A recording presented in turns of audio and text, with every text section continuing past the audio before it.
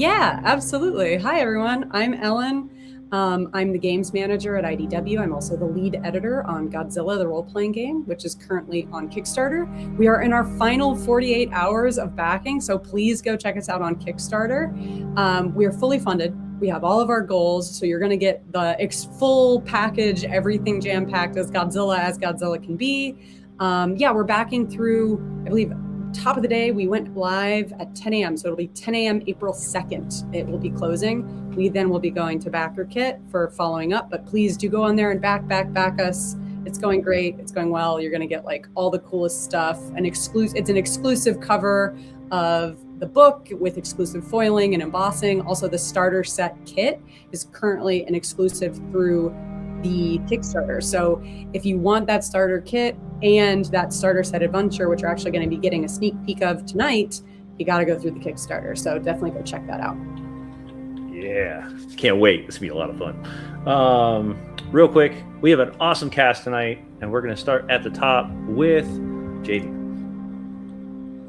Oh, I'm up first. That makes sense because of who I'm going to be playing. But let's talk about me. It's Jaden King. You can find me on all social media at It's Jaden King, doing all things royally in the TTRPG space, breaking games, and changing the name of the industry in every way I can. That's me. And who are you playing tonight?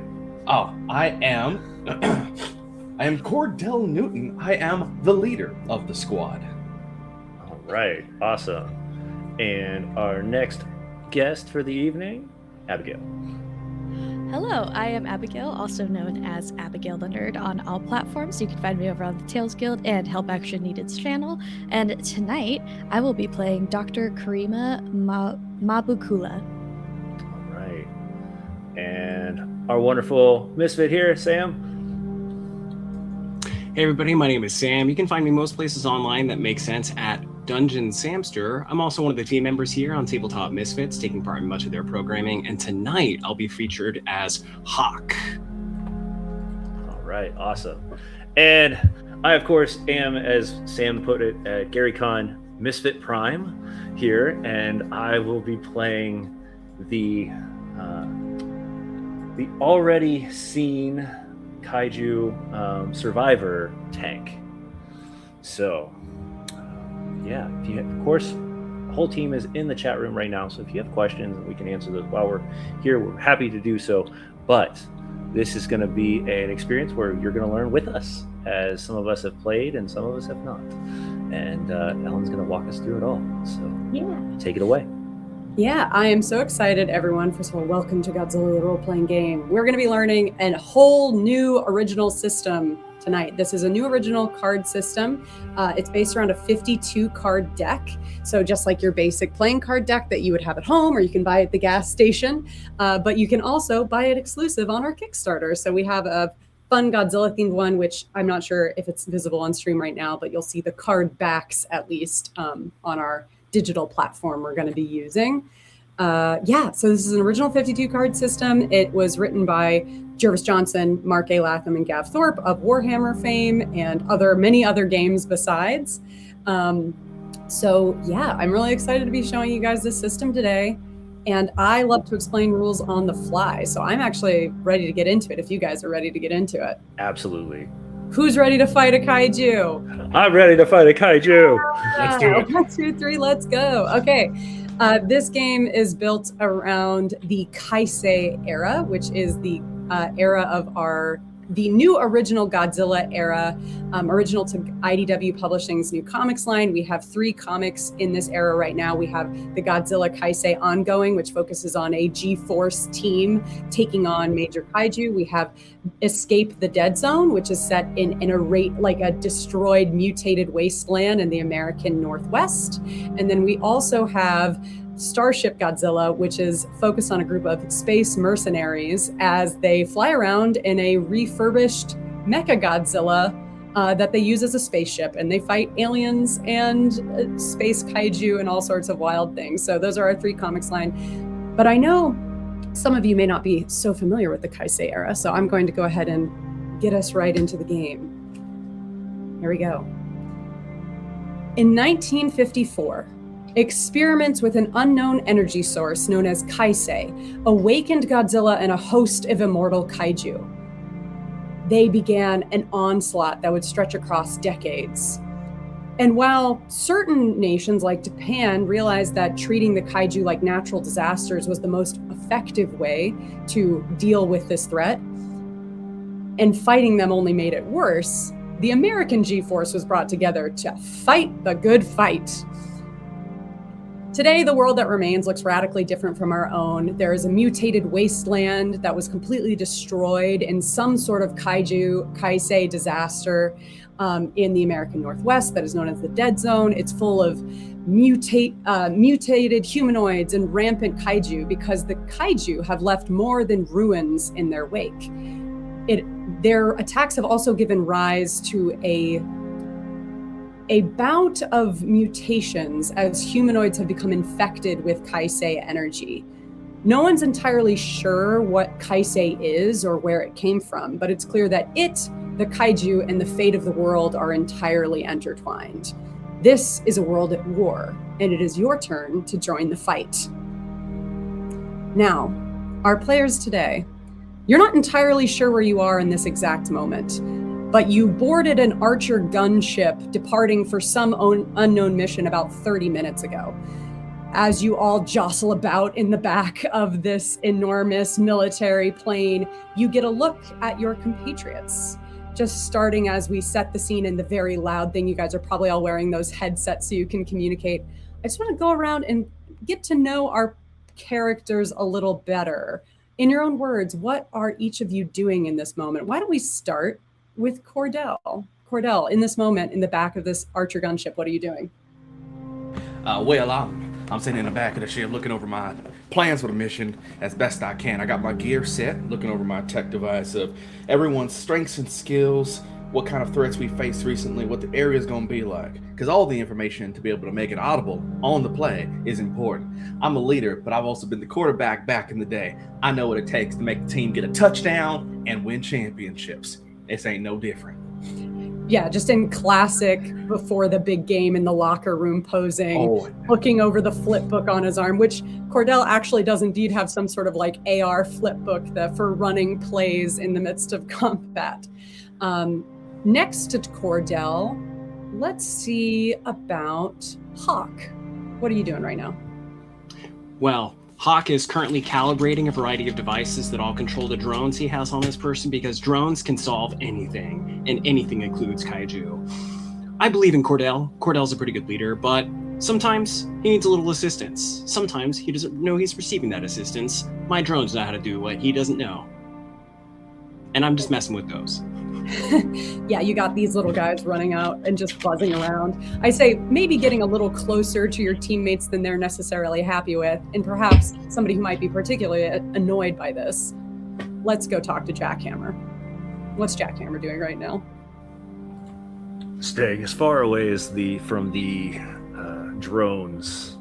This oversized machination of a human, kind of, you can hear the steam and the gear shifting in his armor. He's very quiet.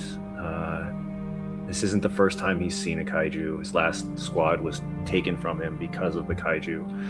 And if it wasn't for his respect in Cordell, he probably wouldn't be here right now.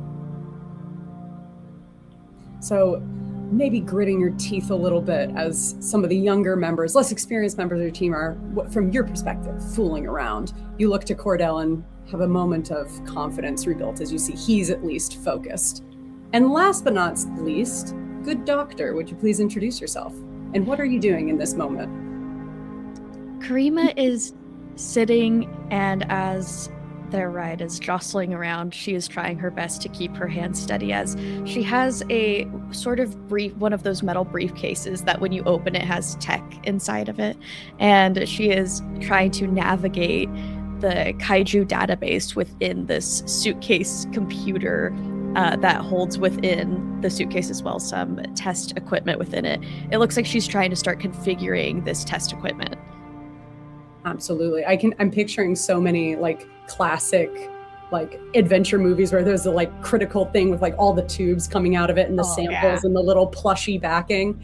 Absolutely. You guys all focusing on this moment. You've all to some degree seen combat before.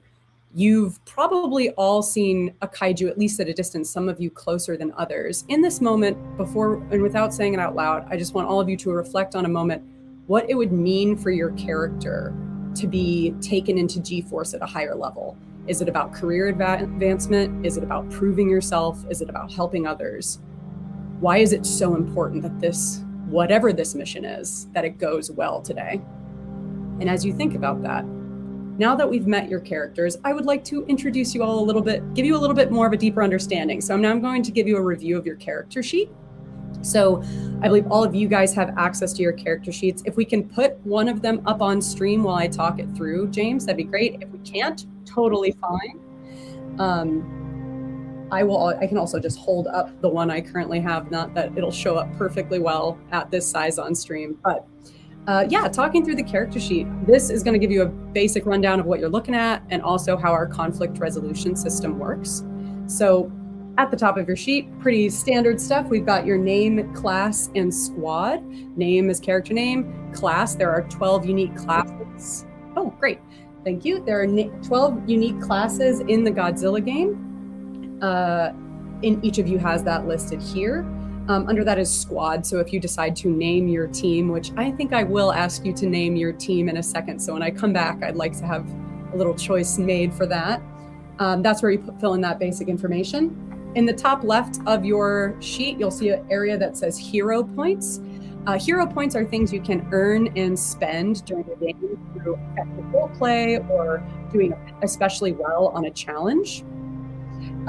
These points are typically used for leveling up your character in downtime, so that won't come up in the game today since we're doing a one-shot. But they can be used to recuperate certain abilities or recharge things in game. So take a look at your sheet. You might see some other places for those to spend. While we're talking about leveling up, the Godzilla role-playing game is non-linear leveling, so you can instead spend points to add on abilities as you see fit, even pulling them from other character classes. You can also just improve abilities that you have or gear that you have during downtime. So it's less structured. You're not going from 1 to 100 on any particular scale. You're kind of modifying out your character and what they choose to prioritize. Okay, moving down from there, speaking of willpower, we have a little box right next to your illustration that is for willpower. Each of you start with 5 willpower. This represents your physical, emotional, and mental ability to stay in during handle stressful situations. So while it can be physical damage, it can also be emotional damage. A particularly unpleasant social interaction might make you perform worse in an actual combat scenario. So you can lose willpower for that reason as well. Since you all start with 5, you also all start with 5 destiny cards in your hand. We have a digital screen that we're working on, but we'll show that in a minute, in a little bit. But these 5 cards are your destiny cards. You can spend destiny cards on challenges to make yourself even more effective, and I'll explain how that comes up during game, but be aware they are an expendable and limited resource. I believe you all will have started with 5 cards in your hand, so you can just draw those into the your hand section at the bottom of the sheet. Okay.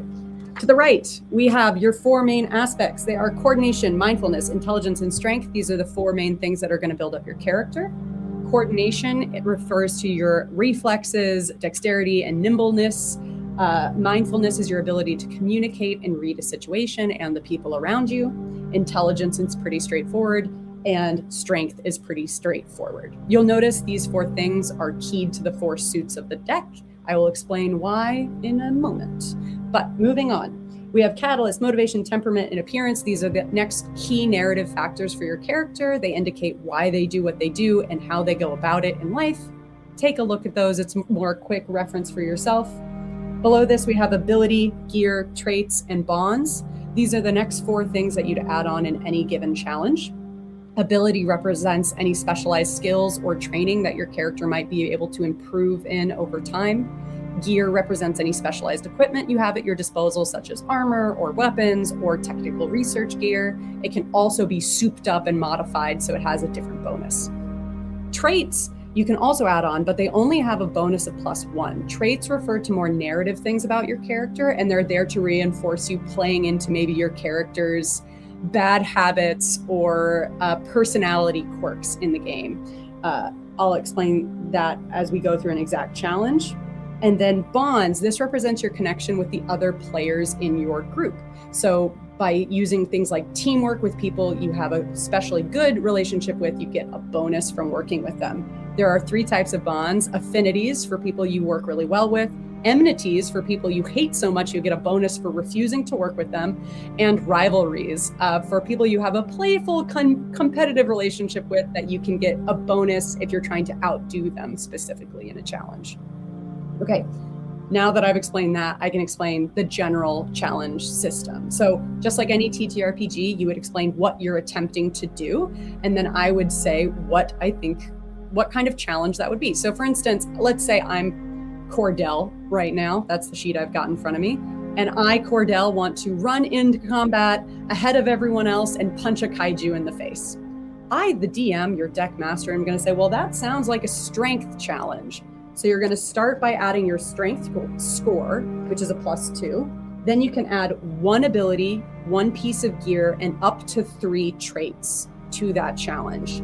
So for instance, I'm going to say, as Cordell, I'm starting with a +2 in strength.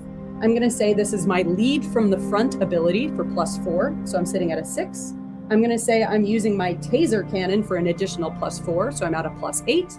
And then for traits, I feel like I'm being a charismatic center of attention, acting very dynamically. So that's a +13 going into the challenge, which is pretty good.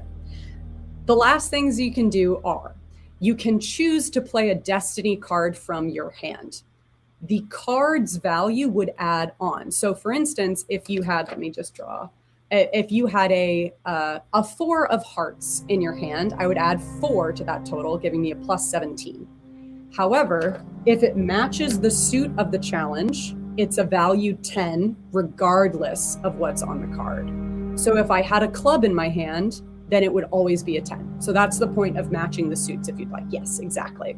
So let's say I have that 4 of hearts there that I'm adding on, and I'm sitting with a 13, so I'm going +17 into the challenge. The last step, where chance takes control, is to draw a card from the chance deck. So you would flip the top card of the chance deck. A red card is going to subtract its value. A black card is going to add its value. So here I turned over the 7 of hearts, so that takes my 17 to a 10. That's the full challenge system. I will review again as we get into our first example, but that's generally how the challenge resolution system works in the Godzilla RPG. So I will get into that as we go. I'll actually go ahead and discard that 7 to our discard pile off screen. Okay, bonds can also be added. I'll cover those if they come up in game when you're using teamwork. The last thing on the front of your sheet is special rules. This is where your class is really going to shine. Each of you has special rules associated with your class that lets them manipulate how the game works. There is additional narrative information on the back of your sheet that won't be fully relevant here, but just to let you guys know it's there. There's things known as contacts, know-how, and resources, which just reference things that your character is aware of or might have access to, but that don't necessarily provide a narrative note. There's also additional narrative notes on the back. And then our starter set sheet also includes a quick rules guide on the back, which I'll reference as necessary. Okay, that's everything on the character sheet. Does anyone have any immediate questions? Again, I will cover everything as it comes up in game. Let's go, team. Let's go, team. And with that, in a jostle of turbulence, your awareness returns back into the Archer gunship as we see our squad. Did you choose a squad name? Unless anybody feels differently, one from the chat, Superhuman Samurai Cyber Squad, otherwise known as SHS, is my favorite. So I'm down for the Superhuman Samurai Cyber Squad. The superhuman Cyber with an S. Yeah, sorry. The squad. Yeah.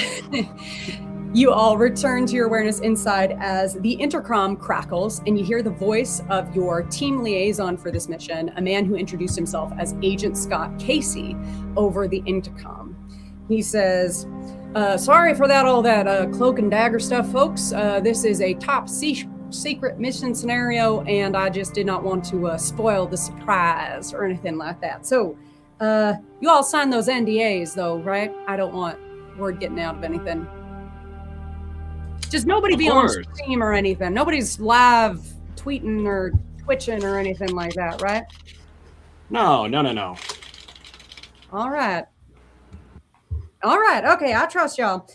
Your mission today is a group appraisal sort of thing, but it is not a test. Do not make any mistake. This is not a drill. This is a real slam-tootin', real as shooting mission scenario. We are going into an actual situation here. We're going to be heading up to Base Alpha. That is a former Team G-Force facility, and I'm saying former because about pretty recently it got totaled by a kaiju. Does anyone want to guess which kaiju? Was it Godzilla? We've got a real smarty pants on our hands, everyone, folks. Yes, it was Godzilla. King of the Monsters itself came up here and totaled the place. No clue why. Maybe he was just having a bad day. But it's been completely abandoned, except for a cleanup crew that was sent in to sort of tidy things up.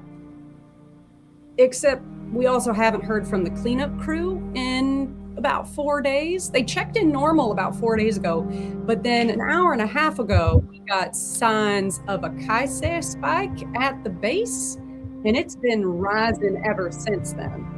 And they've gone absolute dead silent on radio. We have no idea what's going on. So your mission today is to get in there, make contact with the crew, find out what's going on with them, and secure whatever this new 𝚒𝚒𝚒𝚒 spike is coming from. Also, bonus points for anyone who can figure out why exactly Godzilla showed up here in the first place and secure any research that might have been left behind, because that might be vital in the fight against the kaiju. If you can do all that, very ambitious, I might say, but if you can pull all of that off, maybe G-Force will be ready to sign some fancy contracts and sign some pretty hefty checks. Seconds can count in a situation like this, and the clock is already ticking. I am now going to start the crisis clock. The Godzilla RPG runs on a crisis clock. You do not have to manage it as the players. That is my duty as the DM, but you certainly should be worried about it. As I add cards to the crisis clock, it will be hitting certain flashpoints that will trigger major crises in game. This can be anything from a kaiju showing up to backup finally arriving or critical information being called in from home base. So without further ado, let's see what the first card in the crisis clock is. Starting us off with a 4. I will be tracking this upper left-hand corner with a 4 on the crisis clock. The Archer gunship descends through the clouds, and you get your first look at your destination. Up ahead, as the farmland and city give way to just arid desert and hills, you see a large basin sprawl out in front of you. And in the belly of this basin, you see Base Alpha. It is a series of bunker buildings connected by a snaking monorail track. Now, James, I think you're showing that image on stream. I think it's visible in there, but you will see a place that says weapons testing, which is not, well, you get that up there. Let's say it's available. The weapons testing site will say is available for this stream. It had not been available when we were doing our playtests at PAX because we were doing more truncated, but maybe you guys can choose to go there. You see a series of buildings across the basin floor. This is Base Alpha. Scott Casey angles toward a vertical takeoff and landing pad as part of the barracks in the bottom corner of this facility. But heading northward from there, you see 4 separate structures: an armory, a command center, a research center, and a weapons testing site that is even farther away from the main buildings and not connected by the monorail track. All of these buildings look a little rough as they clearly have survived some sort of kaiju attack. While not all of them are significantly damaged, you can see burn marks and scratches along the base and floor. However, the research center specifically has suffered a severe amount of damage. You can see large gashes in the ground around it and a crater about 100 meters across. Deep from within the crater, you can see a faint red glow emanating outward. Scott Casey angles in the direction of the barracks, getting ready to drop you all off. 1 second here. Flipping through pages of my book. As he swoops low toward the direction of the base, you guys can make your way to the edge, and the bay door opens on the back of the archer gunship as you hear over the intercom, "Okay, we need this to be an in and out missions, folks. I'll be back in about 45 minutes. You got until then to prove yourselves worthy of G-Force. Good luck, everybody. Jump free when you're ready."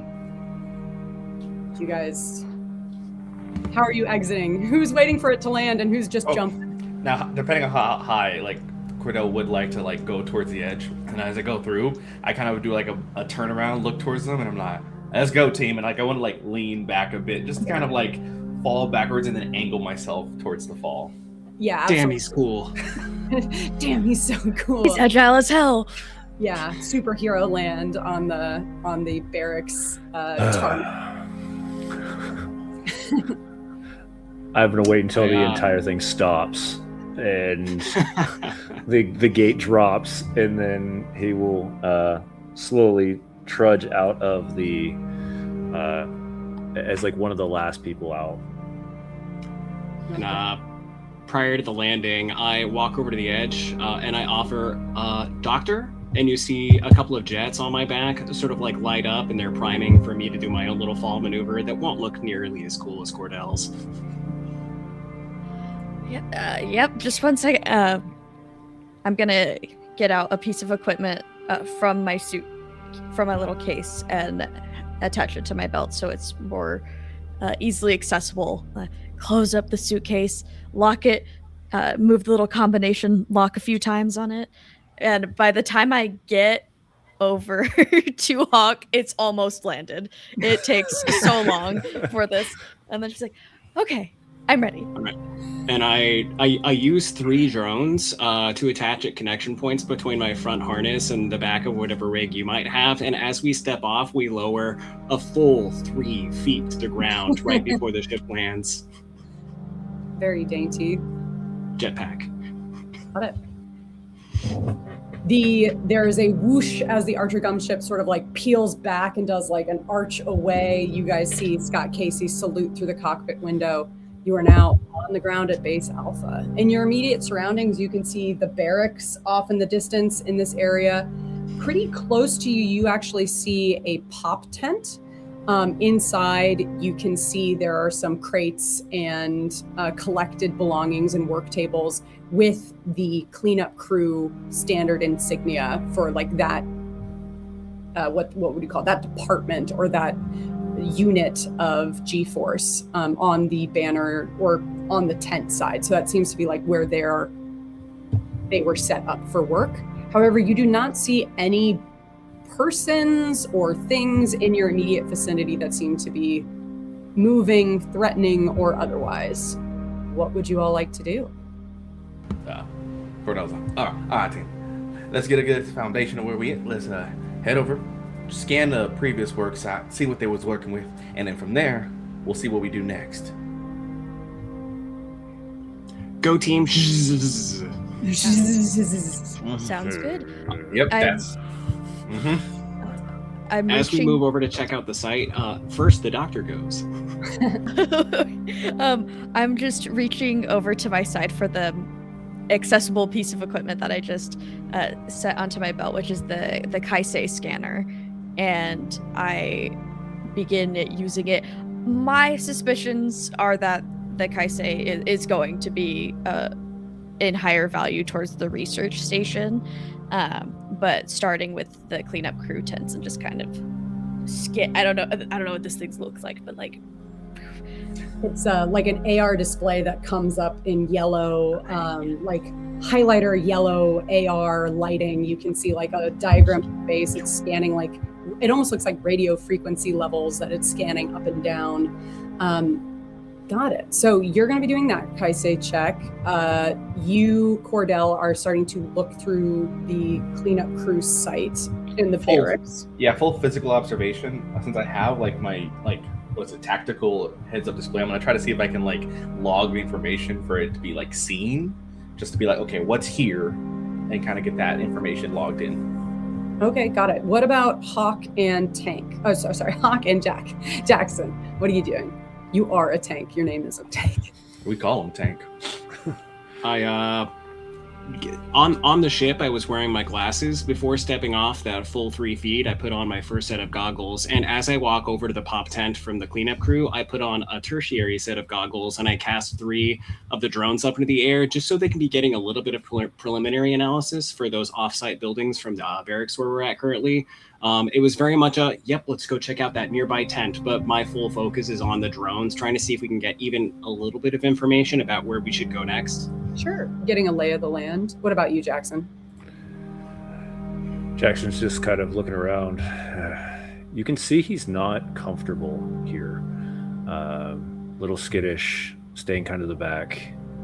This massive, what looks like a jackhammer just held in one hand as you hear the gears kind of hold on this, what seems to be an exoskeleton that he wears. All right, so what are we doing? Where are we going? Okay. As your teammates begin looking, you just begin breathing in your surroundings, trying to get a sense of the area. Okay, so let's start with, so this is going to be, it sounds like actually intelligence challenges for all 3 of you. So the way we're going to do this, let's actually start with Dr. 𝚒𝚐𝚏 as an example, and then I'll come to the other 2. So Dr. 𝚒𝚏𝚏, thank you for being our guinea pig. Hey. So you're going to do an intelligence challenge. So you're going to start with your intelligence score. Okay, that will be +4. Okay. And then what ability would you like to use? I would like to use, if possible, a quick analysis. Sure. What is that bonus? +5. Okay. We're gonna max this. We're gonna max this. And are you using a piece of gear? Probably your Kaisei scanner, right? Which is... I am +4. +4. And then are you adding any traits? So you can add up to 3. Keep in mind, you should always try and use a different combination of traits. You can't use the same exact 3 in a row.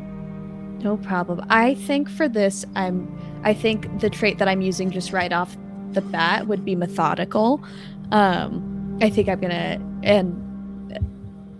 experience in the field. I think it would be those 2. Got it.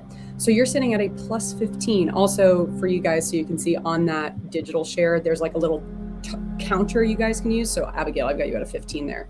Beautiful. Would you like to add a card from your hand, or would you like to roll with a 15? I could just make this. I could just max this. You could go nuts.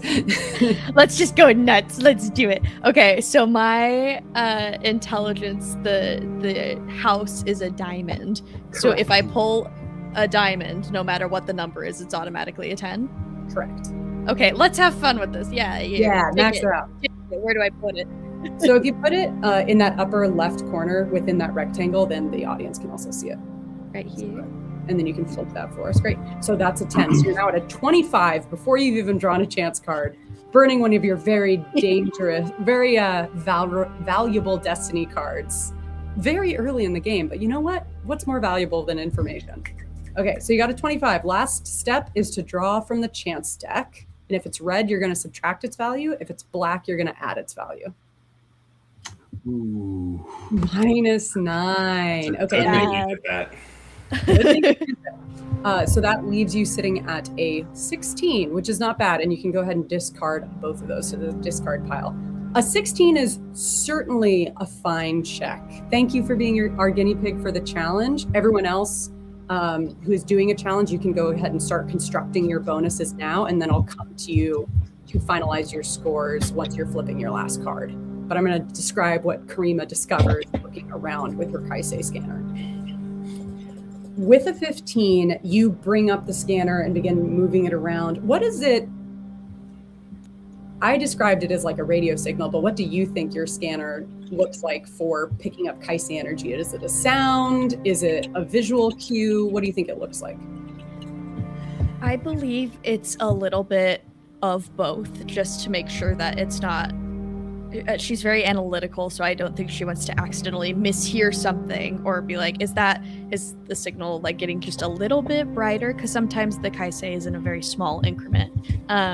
And so I do think it's a little bit of both, a beeping that increases in rhythm and a radius that goes from like a dim aura to something more concentrated as it gets closer.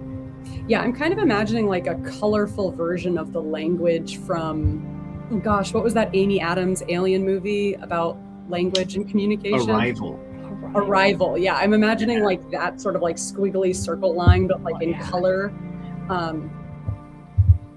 You've been scanning around this area. You do sense a low level 𝚒𝚒 energy here. It is not currently at dangerous levels. It is only slightly above what is naturally occurring anyway, but it is above normal levels for this sort of area. That being said, with a 16, with a 16, you can tell you can't pinpoint it, but you can tell there is some sort of directionality to the 𝚒𝚒 level. There seems to be a source somewhere. You cannot tell if it's moving. You cannot tell where it is, but just like the way your scanner is interacting with the environment, you can tell it like when you are essentially like walking a large perimeter, it does seem to get stronger in certain areas as if it is like you are moving closer to something. That's what you pick up with your 16. Wonderful. I'll relay to the group, and as I'm relaying it, I think I start typing notes on Hawk's keyboard that's on his arm. Yeah, just being like, and it does seem like it's more concentrated, but I can't figure out where it is. Maybe it might be moving, might not. There's something going on here. And bearing in mind, I'm not seeing any of this. I just go, interesting. I'm for sure listening to what you're saying. Got For it. sure.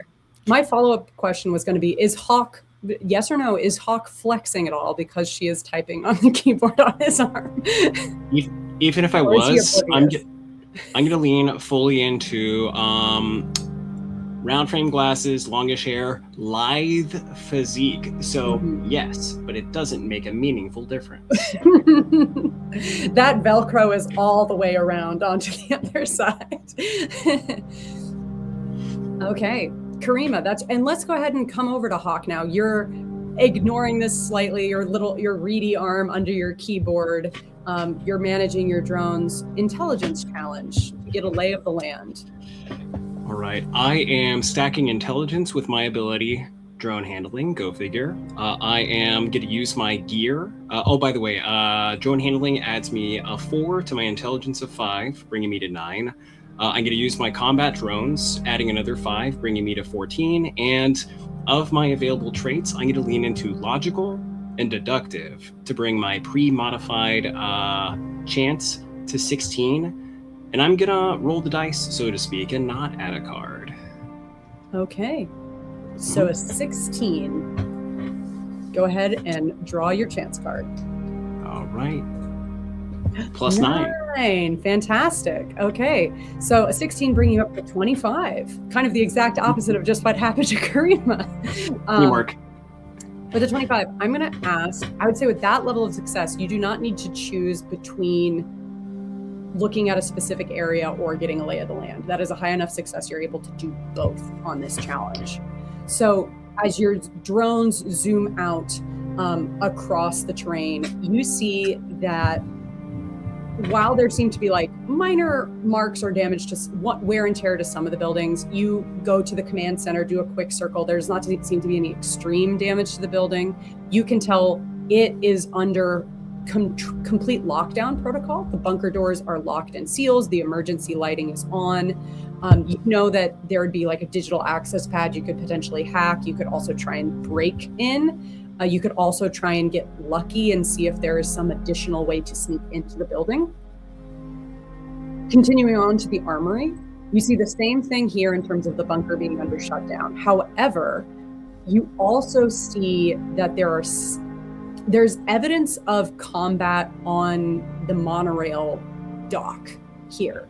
But you don't see any people or creatures, but you do see bullet holes, blood spatter, discarded ammunitions, damaged areas of the front of the building, as if something was fighting at the bunker doors. That's what you see in the armory. Moving on to the research center. The research center is, you're shocked it's standing, frankly. As you rove around the building, you can see there are significant portions of damage to the roof, as if something like hit it, scraped through it, and you can actually see a little bit inside the building as well. So you can tell there'd definitely be a way to sneak in from the outside of this building without having to go through the bunker door. Focusing on the crater, you can tell this crater is not only 100 feet wide, it's also very, very deep, very craggy, and it would be quite difficult for a person to climb down. It is quite steep. However, you also notice there is bits of foliage breaking through the inside of the crater walls that, just on instinct and that high of a check, that is not foliage that is native here. It looks almost jungle-like. It is like very thick green vines that are not endemic, is that the word? Native to this region. Mm-hmm.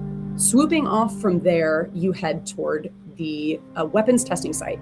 Looking around here, you can see a large-scale weapon testing facility that includes like a firing range for like, if you were firing like much larger weaponry, not like handheld munitions. This is like, I'm not super familiar with a lot of weapon tech, but like this is like cannon fire testing.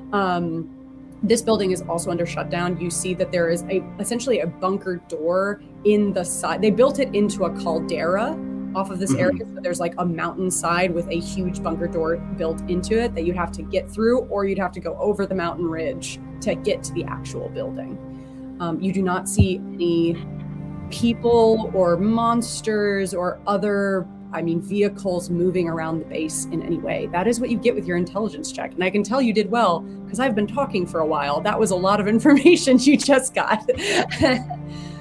We love it though. That's helpful. I'm making note of all of that so I can report it to Cordell once everybody's circling up again. Got it. Okay, Cordell. And I'm also not impressed, by the way, by the munitions, because my drones that are about the size of an RC car are way more impressive. And Cordell, last but not least, you were kind of investigating the things left behind by the cleanup crew.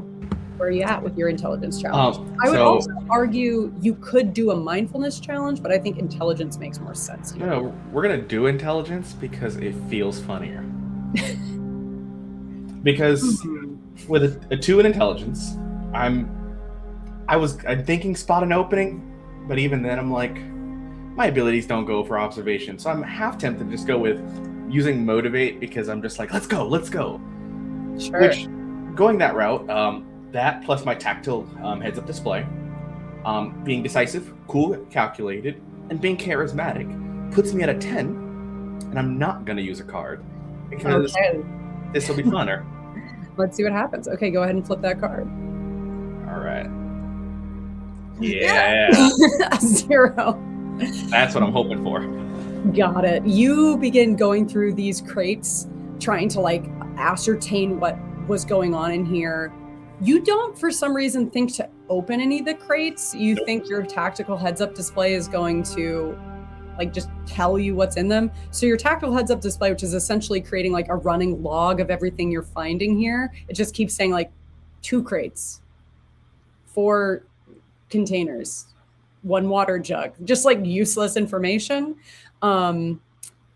But you feel like you have a really good idea of what was going on. I would like to say, like, I play it off being like, all right, we got 2 crates, we got a box, we got looks like a container. Oh yeah, we got some good stuff. I dropped to the ground to check under something, but I start doing like push-ups because I get a little distracted. Mm-hmm. And I'm like, oh, something down there? Oh nope, that was weird goop. Okay, yeah. Wipe my hands. Real good about it. Yep, you find nothing of use in this particular area. I believe that's everyone's current actions. I would say Jackhammer, since you were not specifically taking action, you could instead use your action to prepare or strategize. I would say you can't technically use strategy here because everyone else was doing something, but I'll explain how both work. So if you don't have a specific action you're trying to do, you can prepare, or which means you can draw a chance card from the deck and swap it for one of the chance cards in your hand. So you could potentially improve the cards at your disposal. Strategizing only works if you have another player character to do that with. That allows you to swap cards between each other, and you can swap as many of your cards as you'd like. But since everyone else was doing something at this action, you're not able to do that. Noted. But if you'd like to preparation action, go ahead. Yeah, I'll do a preparation action. Currently don't have anything that would be extremely beneficial. You can jackhammer the air. So when I do that, I'm just flipping a chance card and then I'm swapping it with what I have right now, correct? You don't have to swap it for your hand. Okay. You just you can choose if you want to bring that into your hand instead of one of the ones you have. Four of spades may be valuable if you don't have a spade in your hand. It's always useful to have something in each suit. But otherwise, you can just discard it. Yeah, we'll just discard that. Okay. And I think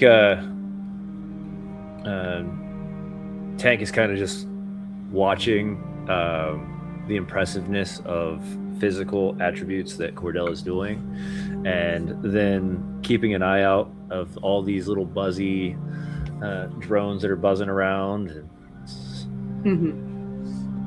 Centering yourself. As you all have taken your actions this round, I'm now going to advance the crisis clock. We are at a 4. Oh, a king of hearts. That's going to be 10. Jumping us to a 14. And 15? crisis is bigger number bad. Bigger number bad. Okay. It will also, I won't tell you exactly what, I'll flash it, but you'll see there are multiple things that can happen. It is not just the major crisis. So, at a 14, Dr. 𝚒𝚏𝚏, as it crosses a 14, there is a sudden, intense up spike in 𝚒𝚐 levels. As if maybe something has started to get more awakened, or you're not sure exactly what triggered this. Maybe it just happened because it is progressing in natural patterns, or maybe something has noticed you are here. You're not sure. But you notice an uptick in 𝚒𝚐 levels. That is a crisis clock. What would you all like to do next? So just going over, as we kind of come together, I know that we've got information about bullet holes, endemic vegetation. So we got a lot of different possibilities that have happened. You are muted. I think you got the drone. You got to turn the speaker up on your drone. Sometimes when I think I'm talking, I'm actually just thinking to my drones. Good call, Commander.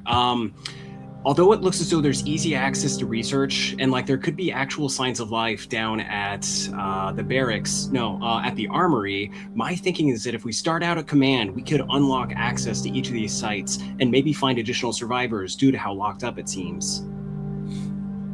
I was thinking the same thing. Damn, you're cool. So let's we head over. We can get a command. You can do the thing you do with the devices. See if we can get the full control. Keep an eye out on anything. And I'm assuming Doctor shared that the 𝚒𝚐 energy has kind of spiked a bit. Yes. I show the scanner, and I'm still one-handed typing the notes.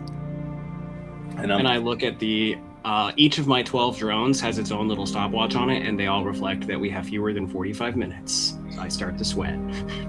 So I'm gonna start heading towards the command direction based on what I've been given. So we're gonna look what we can find, see if there's any signs of life as we go through. We do not separate yet until we get full control and eyes on everything.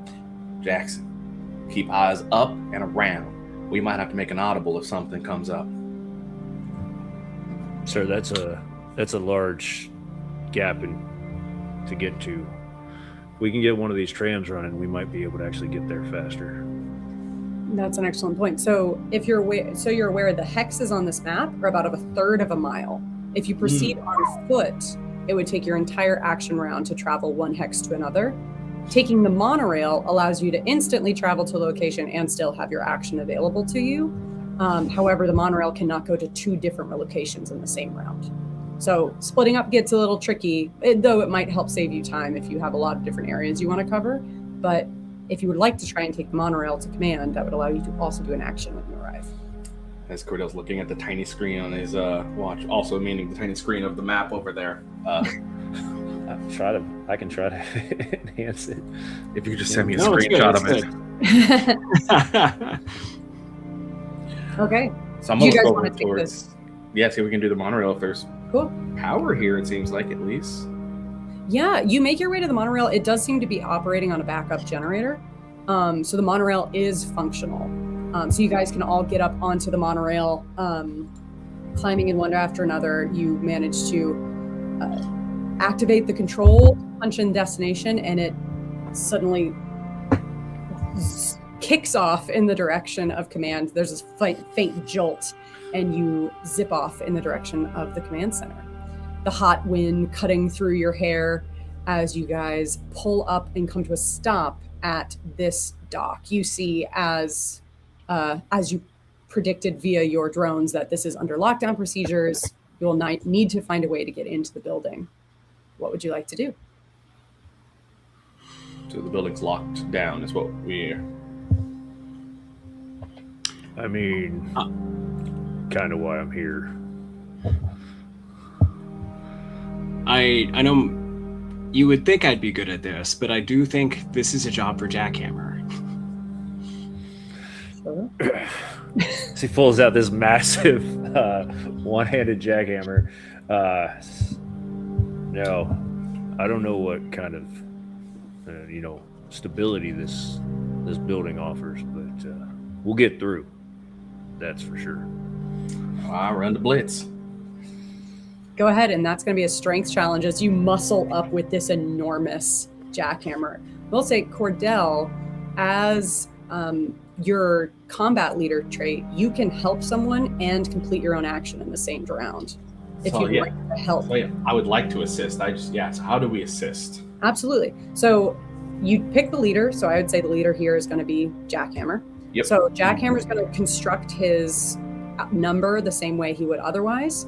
However, he can also add on your strength value, your bond bonus value, which I believe is a +1. Mm-hmm. But you can choose to add a card from your hand as well. If you would like, it would be at half value. Okay. So Okay. for sure, he's getting your strength and the +1 from your bond. Okay, so +3 by default by me assisting here. Yeah. Okay. So, and then I have a +1, so does that count on top of that or no? No, it's just the one. Okay. So, Yeah. so I've got 3 for that, 5 for strength. I'm going to do strong arm for an additional 4, and then the seismic jackhammer for an additional 5, which puts me at 18, 17. Hold on. 5, 3, 8, 12, 17, and then I'll use headstrong and indomitable to headstrong and no problem too big. And I'll Sure. get This through door is there. big, but it's not too Not too big. big. Not for me. And that's a 19 total, just that. Would you like to add any cards, or would you like to just flip? You know what? We're early in the game. It's going to come up and bite me later, I guarantee it. So we'll just flip. See what we can. Just flip it with an 18. I'm gonna add in a card as my assistance. You said I could do that, You can. Yes, it would be at half value. which is fine. It's for strength. I have extra club. Right? Okay, Strength great. is club. Yeah. Yes. So I will throw in. My understanding, I can throw in, even though it's 3, it counts as a 10, half to 5. Correct. Yeah. Okay. So you're at a 24 going into the check. Correct. Go ahead and flip. All right, and that's the chance. You run in there. Ooh, +2. Very nice. You run in there ready to go. Cordell sort of like, wait, let's play it careful here for a second. You come in, anchor your buddy, make sure he's really stabilized to take down this door. With a total of a 26, you wedge this jackhammer. What do you think what is his plan of attack on this door? Just Tank really doesn't have like a tactical plan of this door. This thing is in the way and it needs to be removed. So he will just jam the edge of the jackhammer in and just start tearing into this thing. Absolutely. As the what would be considered I think what he said, the stabilizer harness would pretty much kick in immediately as this thing's pulling him back as he's just going straight through like butter. Yeah, it's catching the recoil. You take this jackhammer, and it's not meant to be a power saw, but you guys watch as he perforates this door, one hammer at a time, and then steps back and power kicks it in with his mech suit boost. And it just collapses inward to the command center, leaving a gap large enough for any of you to get through. Cordell immediately, I think this is a habit, will like dive in front of them, like dive roll and like in the kneel position, like ready just in case, because that's just what I have to do. Mm-hmm. Absolutely. And one tiny drone flies up and is just above his shoulder, and it would be posing the same way if it could. In spirit, it's also doing the same pose on my shoulder. Yeah, it's at an angle. It's doing an attitude pose. One of its tiny little missile like launchers is like up at a cool guy angle. Okay. This was the nerve center of operations, not only for this base, but all of G-Force in the Southwest. Inside, you enter into actually what is a small foyer, and you can see that there is a double door beyond, much smaller, that is locked, that would lead into the large main command center, but that door is also locked. So you essentially see in front of you like a circulation desk, which is like the initial clearance before entering into it. You also know off of this, there would be like logistical offices. This was probably where most of the work on base would be getting done by like officers. This is where like the office jobs were. So you're in the building, the door in front of you is locked. Certainly less impressive of a door than the one you just got through. It does also have a digital access pad. Do you want to keep trying to break through? Does somebody else want to take down this other door? Well, if I see a digital access pad, I will look at Jackson who's right. I'll be like, delicate fingers. And I'm gonna look over to the drone because the drone is a habit. I always look to the drone first, like, let's make it happen. Which is my reference specifically to Harris to be like, would you like to?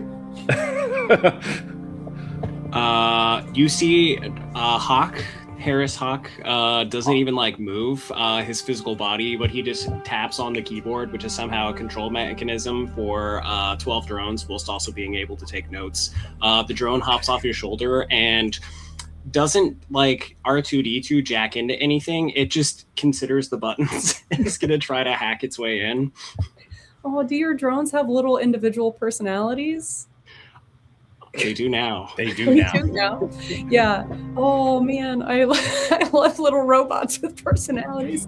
I'm such a sucker for that. Like, is this guy the little shy one? Are they like the 7 dwarves kind of deal? Okay, so this one flies up. It puts out these 2 little armature things that are such a little pokey guys and can start like messing with these. That's going to be an intelligence challenge for you to hack this door. And not having necessarily used my drone for this purpose before, I'm going to start backwards with my trait imaginative, because this is as well as just give me a moment I can solve this, because I'm kind of using more of my intellect than my instinct at present. Those are different in my opinion. But going backwards, it's intelligence makes 5. We're going to use drone handling again to bump to 9. Combat drones are obviously being used at present, and this is like a mental combat, so I think it's warranted. That goes 14. The 2 traits coming in brings us to 16, and I do have an affinity because I seek to emulate Cordell so much.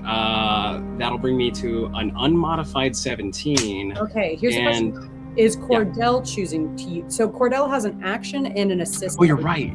He can use his action to also assist you, but Cordell, would you like to use your action? Yes, I'd like to assist as well again. Got it. So now you get to add Cordell's intelligence, your bond with Cordell, and if Cordell would like to add a card. So that'll be 3 because my intelligence is 2, and then the bonds, I have a 1 bond.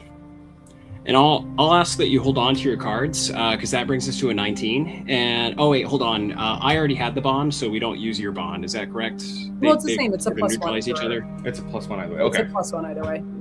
Perfect. So that brings us to an unmodified 18, and I'll pull one of my cards in this instance. I would like to increase what's happening presently by 6. So I will drop in Cool. my 6 card to bring us to a 24 at present. You're feeling pretty good about this one. And Bearing something catastrophic. Oh, Easy. So easy. You know what I'm going to say? You succeeded by so much, and this is not as written in the adventure, but I'm going to say with that high of a success on the door, you managed to hack into the door, but also gain a modicum of access to the security systems in general that will become relevant in a second as you step into the next room. So the next room you see is dimly lit by secondary lighting. You see it all sort of begins to like flicker and pop on as you enter the room. You see an enormous dead display screen against the back wall, one of those enormous bay LED screens, surrounded all over the floor with just banks and banks and banks of computers and consoles and systems for this base. From in here, Harris and anyone with some knowledge of G-Force operations would know that you would be able to access like a long-range comm system, the current security system, and the servers and logs recording any past activity at base.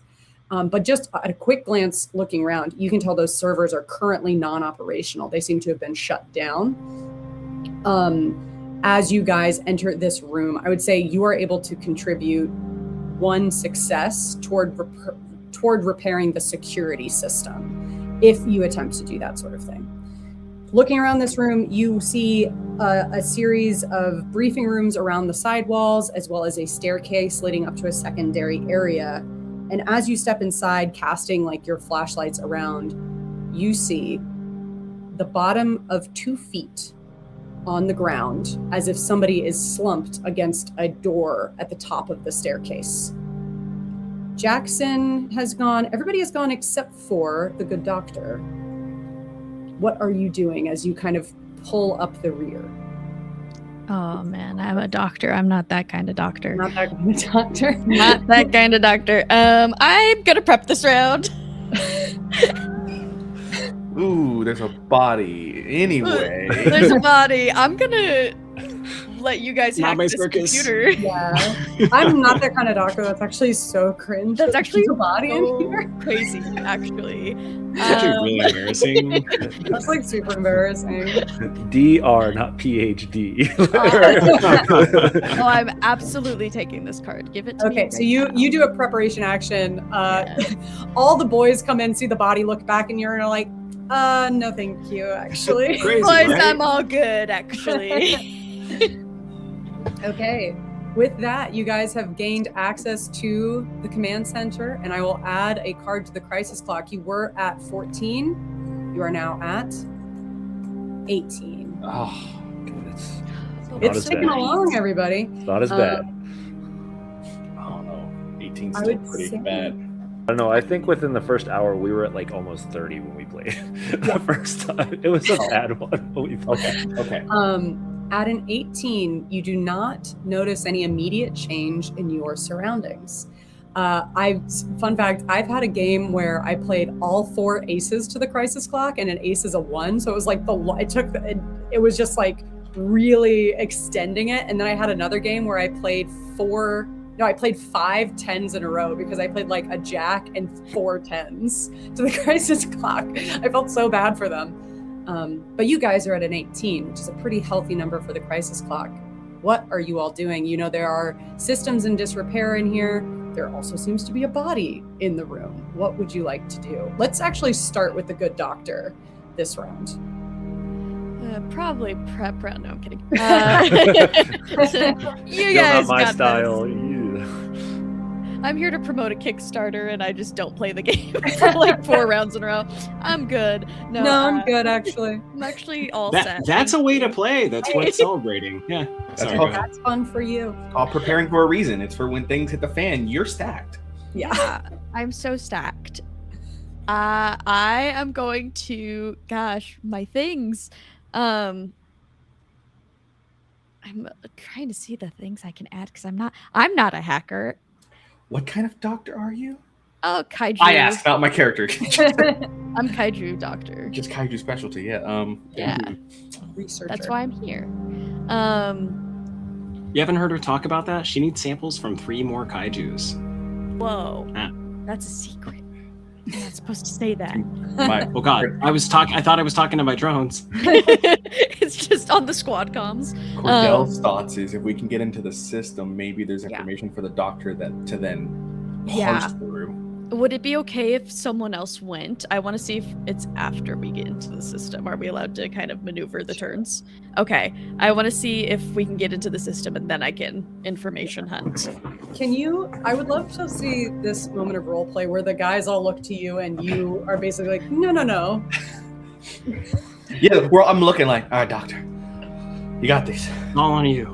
She's like hunched over on You the got ground this. with her suitcase open and she's getting like her field testing equipment out for like, hey, if we're gonna see a kaiju later, that's where I step in. And so she like briefly looks up from what she's doing and sees all of them looking at her and she's like, what? Oh, nothing. I thought you were gonna do science stuff. Okay. Yeah, I thought this was time for you to do the things. How about this? If you can get into the computer, then I can look for things. How about that? I mean, what do you think, Dot? And I look over to the drone that's already seeking to use my repair skill to work on the security system. Unless somebody else wants to take a crack at that, I'd love to see Jackhammer repair the computers. I mean, I can get in, but it's not going to be the same way. I think I'm going to use my one action at least so far. I am going to prepare just to get a card because I like the picture. I find a chair and I'm like, all right, while they do their things, I'm going to put my leg up on something and just kind of be like flipping through my playbook. Sure. Meanwhile, there's still a body and none of us are ready to impress. Just putting that out there. Fine. Sure. I'll go check the body. Yes, that actually makes a lot of sense for Jackhammer. As somebody who's seen people fall, there's a certain level of deference you show for the fallen. Okay, you guys begin to split up. Dr. Krima hanging back, waiting to take action for a system to be rebooted. You're doing a prep action, Cordell. I would say, just quickly, Jackhammer, when you're going up to them, are you trying to figure out what happened? Like, what are you trying to do by going up to the body? Jackhammer's probably closer to being like, all right, like, are we missing limbs? Like, he's not the brightest guy, so he's looking for very simple things that he can understand. Like, have they been decapitated? Is they missing limbs? Like, can I pull them away? Are they stuck under something? He's not trying to go, yep, that guy got hit by this bullet and it went through that wound and went out the back. Nope, that's not him. Does body have limbs? Does body have blood? Yeah, it's about You're where we're counting- at. You're counting fingers and toes. Really. Yeah. You're all like- Wondering if I yank on this guy, is the whole body going to come with me, or am I just going to get a part of a body? Like, those are the types of questions that Head, are going through his head. shoulders, knees, toes. Toes. Good. We're good. That's situational analysis. Hell yeah, Jackhammer. Yeah. Okay, so I'm gonna have our Mr. Drones, Hawk. Can you go ahead and start doing an intelligence challenge? The way this works is you need a certain number of successes to repair the system. There are 3 systems: long-range comms, current security systems, which would be active cameras and doors, and then the servers and logs, which is all of the footage and records of everything that happened at base leading up to this point. So there's 3 systems. I need you to do an intelligence challenge. You want to succeed at a very high level for multiple increments of success. But start constructing that. I'm going to go over to core. Actually, I have a question on that. Is this just specifically 3 successes, or is this something that takes time of more than one phase? It depends on how well you succeed. So for instance, I said, you've already got one success contributed to the security system. Basically, there are degrees of success on a challenge. So say the target you're trying to hit is 10 and you get a 20. Each increment of 5 over the target number is an additional success. So you would have hit the target by hitting 10, 15, and 20. So that would be 3 successes. So if you succeed by enough, you can do it all in one round. But if you don't succeed by enough, it might take more than one round. Okay. So Let's Go Team wouldn't apply here because it says I can reduce the time taken by one phase, but this doesn't sound like it's phase driven. It's just, okay. That's correct. Understood. Makes sense now. Sure, absolutely. Okay, you do start doing that. As you make your way over Jackhammer, you start the aisles of the command center are not built for a mech suit, so you shove some computers out of the way a little bit. They scrape. Monitors kind of fall. Yep. You make your way over and up to the staircase, moving slower as you approach this figure. You maybe have a little tactical light on your shoulder. Click that on. Coming around the corner, you see a probably middle-aged man, younger than you, gentleman. He is wearing a cleanup crew uniform. He has his badge states his name is Lieutenant Galbraith, which is a pretty high rank within that. So he was probably one of the officers on the crew. You see that he is palish, very, very pale, almost sickly looking. But more than any of the visuals, the first thing you notice as you get close is a faint sound of rasping breathing. It's wet, as if there is some sort of fluid disrupting that breath, but you can tell that this person is not quite dead. Sensing that, you immediately try and get a little bit of a closer look, and you can see that his eyes are sort of half-lidded, flickering slightly as if he is semi-conscious.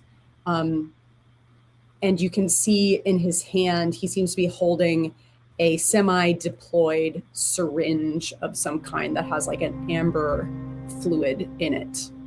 You can tell this gentleman is not quite dead. So given that, also, you don't see any immediate obvious damage to this body. He seems to be he has all of his limbs. He doesn't have any obvious wounds that you can see, but he does not seem to be well. What would you like to do knowing that? Do you want to try and what do you want to do knowing the fact that he is... knowing that he has life in him, Jackhammer's immediately going to lean down and no, I'm not going to do that. I'm going to hammer it. Sir, we're not losing another one. And he kind of goes and picks him up and throws him over his shoulder. Okay. Got it. So you're just grabbing him and getting him back. Yeah, I'm just going to grab him and move and head back and go, Doc, we've got a live one. Oh gosh. Okay. Do I even have anything for this? Yeah, for sure. At this point, you're all like, where did she say she got her degree from? Where is she? It was a correspondence program. It was I'm a freelance. Online. It says I'm a freelance kaiju consulting guy. It just says it's in crayon. It just says Kaiju consultant on her degree.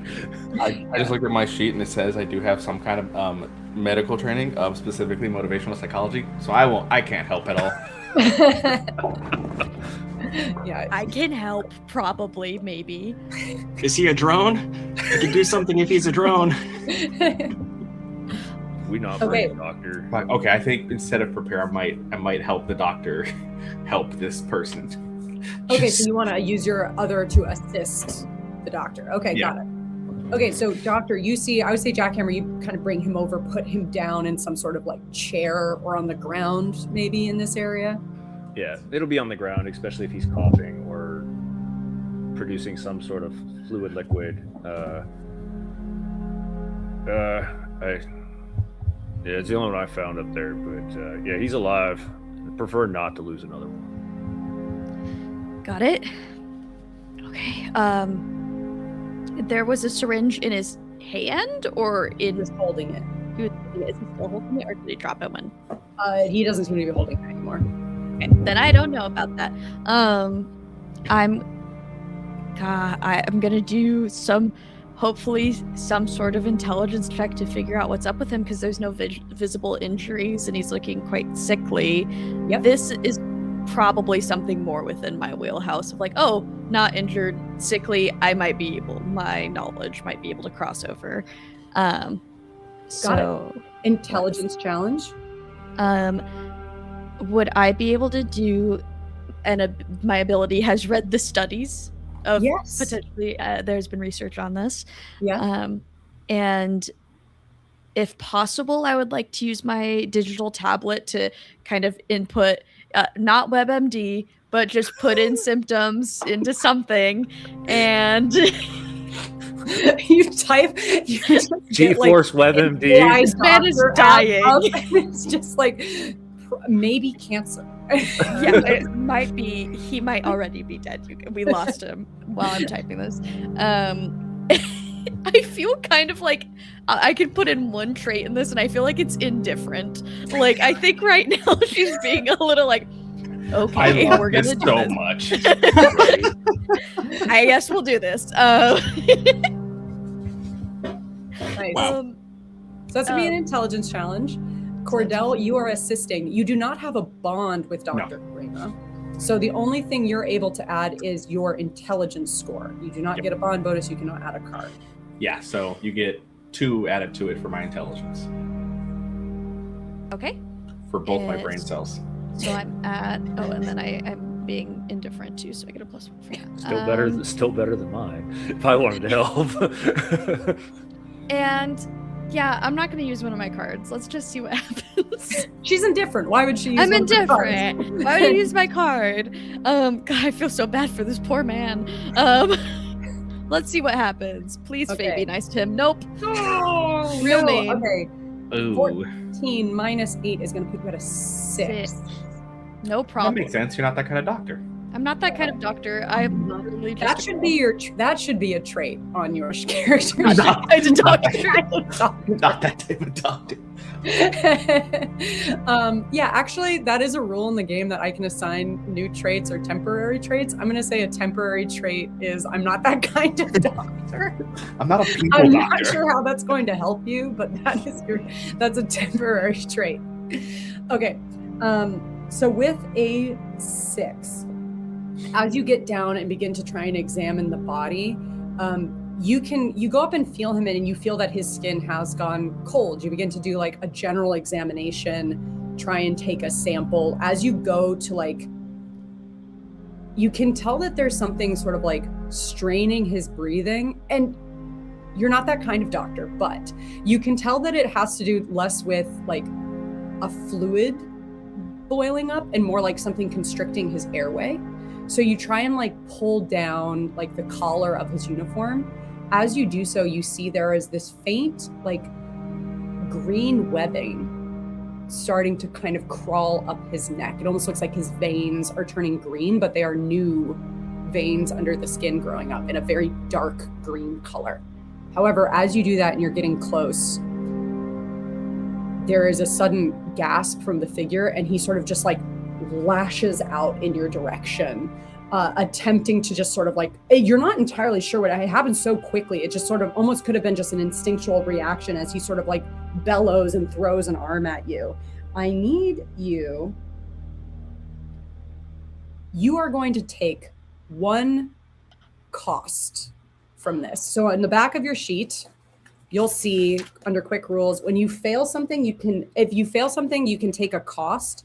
Succeeding highly can get you a reward. You get to choose how that cost is spent, however. So for instance, you could take a point of willpower damage, you could lose a destiny card, damage a piece of your gear, or give me a nemesis point. Nemesis points are like the opposite of hero points. They allow me to level up the antagonist and make all the challenges more difficult. So you have to take 1 cost that you can choose to spend as you'd like in this moment. As he lashes out, is it that he hits you? Is it that he damages a piece of your gear? Perhaps you're just thrown off and lose a destiny card that allows you to keep control of yourself. Anything but the laptop. I'm beautiful. Not a digital tablet. I want to be a little nefarious, and I would like to give you a nemesis point. So Got it. Okay. what I think is happening in this scenario that makes the nemesis point happen, because I feel like these new veins and stuff are quite sinister, perhaps. I think when he lashes out, those veins spread further and more quickly. Yes. There is a sense of like this almost feral nature. You see his eyes they sort of widen as he like lashes out at you. I'd say Cordell and Jackson, you probably like quickly like put yourselves between the doctor and this person on the floor. I'm gonna go ahead and put a new counter on the board for nemesis points just because it's fun. What's happening over there? This man is dying. I think. Ah, nuts. That's not supposed to be like that. But he's not still lashing. It was just like one singular lash, right? Yes. Okay. He sort of like reacted and then sort of was like collapsed down. His eyes are wide. They're almost cloudy and like yellowing. I've but seen that movie. You are unable to ascertain anything about him as you're trying to figure out what was wrong with this gentleman. Is there any immediate reaction you two are having to that happening? I do think like Did I see the syringe in the man's hand when I was upstairs? Yes. I'll be right back. You run off. You can go grab it and bring it back, Okay. Boom, boom, boom. shoving computers aside. Oh yeah, no, this is Dude. full juggernaut. Just push. Absolutely. You grab the syringe. You bring it back. What are you doing with it? Yeah. Doc, he had this in his hand. Maybe it'll. I'd prefer not to lose another one. Okay. Come on. We don't got time for this. I already used my action. You can do this for free if you want to. I can't Not do every anything. action is like a full 5-minute period. There are like quick automatic actions. is So the you- syringe labeled? I don't know. I would say you don't have. Do you want to stop them from using it before they? No, just seeing if I could just see a quick label on it. Just because I realize It does seem to have some sort of text or like information on it, but not a lot of time to investigate. Yeah, no, I just is you Sick. kids. Body armor. The official G Sorry, source. electrolytes. Oh gosh.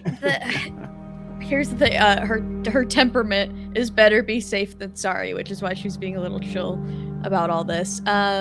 So I think what I would do is wait until my next action and try to test and investigate the syringe more, because I'm afraid it's going to be like accelerate the green veins juice, like, or something like that. So I don't want to do that. But it could save him. I As didn't- The short fuse just keeps getting shorter. So I said I was going to do prepare, but I didn't draw a card. Can I instead use my action to do the syringe? Yeah, absolutely. I would say you and yeah, absolutely. You could be the syringe. Yeah. I was waiting to see if I would prepare, but this seems important. Go ahead and make I would say this is going to be a risky coordination challenge. Yay, coordination. And a risky challenge is one that could have rewards or costs depending on how well you Yeah, do. that's all Cordell's here for. Heck Fourth, yeah, let's do fourth it. quarter, down by 4. You need a touchdown or go home. So we're going to do this. We're going to do coordination. Okay. Changing the plan. I'm calling it audible. Yep. Absolutely calling it audible. That's 8 so far. We're gonna. I think I use my tactical heads-up display anytime I'm looking at something. So like, just to see if I can understand what's happening as best I can and ensure I don't get struck. They're not gonna hit me. We've got center of attention, cool and collected, and dynamic. Yeah. Okay. So that's going to be 14 right now. And we're going to throw in a card because I refuse to not be great. And so we'll throw in a 2 of spades, which makes it a 10, which brings it up to 24. 24. Okay, and go ahead and flip a card. I'm gonna get another 10 red. I know it. Oh, Ooh, only a 1, only 1. So what's your total? 23 now. That's 23. 23 is still good. So you succeed and then also have...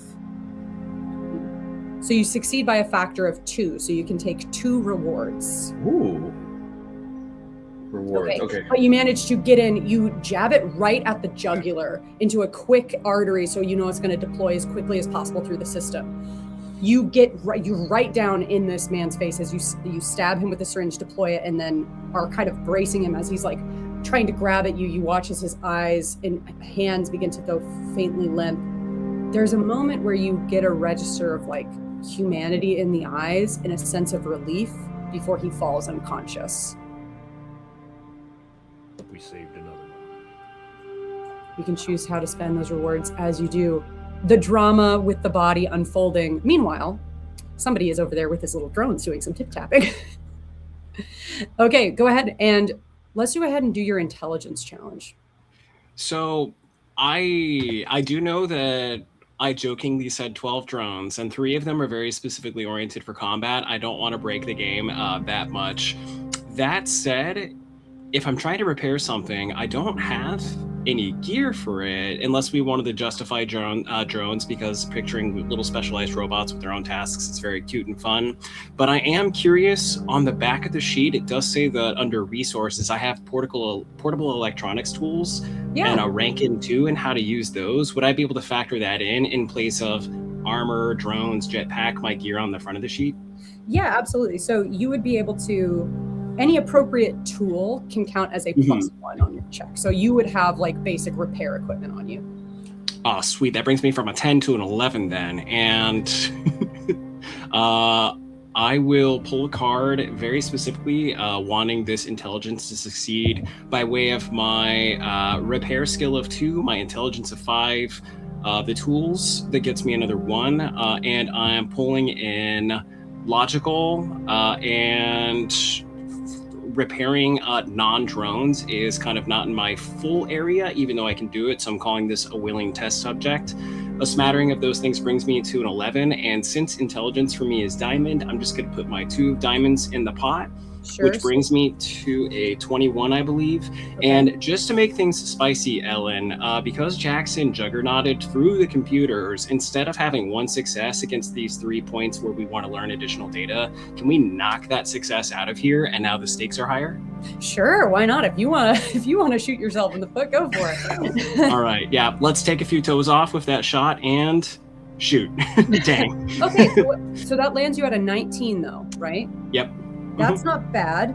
The success, so what you had to hit, still might have been able to do it. So you needed, and you're focusing on which system? The security system? I think I'm going security, yeah. Okay, so security system. The target number was raised slightly because you guys gave me a nemesis point, so it makes things a little harder. But you still managed to beat it by a factor. You beat it by a factor of 2. So you get 2 successes to contribute toward the system. It is not fully re-operational yet. That is that round of actions. I'm going to go ahead and add to the crisis clock. Okay, we are sitting at an 18. 18. Ooh. Oh no, jumping to a 28. Yeah, we're having a good time. A tough round as you guys are arguing over the body. There's a bit of a scuffle. The maintenance system still offline, partially damaged by one of your teammates. At a 28. You watch after injecting this man with this syringe, the green veining under his skin begins to build up around it and actually pushes the syringe out, almost rejecting it. You watch as like an actual line begins to grow out of this man's neck and begin to wrap around the syringe, like a little like coiling like vine of like a grape plant just begins to like wrap around it. You recoil the syringe. I would say, Dr. 𝚒𝚏𝚑, your 𝚒𝚐𝚐 scanner begins to react wildly. you can tell that there is a drastic increase in 𝚒𝚒 energy on the base. We're going to do one final round of actions before we take a break. As the tension is mounting, your group is struggling right now to work together. What do you need to do? So we're still one step away from getting the systems fully repaired, but we got security partially up. We've got a thriving weed now that we have to take care of Coming out of the person. Yeah. It's trigger warning body horror. Oh, hey, thanks, Alan. I would like to just coordinate as best I can. Doctor, do you know anything about whenever vegetation impacts of 𝚒𝚒𝚏𝚒? Essentially, I'm seeing if we can get an idea of what we might be dealing with now that we've seen plant come out of person, which is not normal. Even in Florida, that's weird. All you hear from Tank, to use that kind of doctor. This I can do. Meanwhile, the vine. Just hang on. Swiping the vine out of the way, and I'm typing.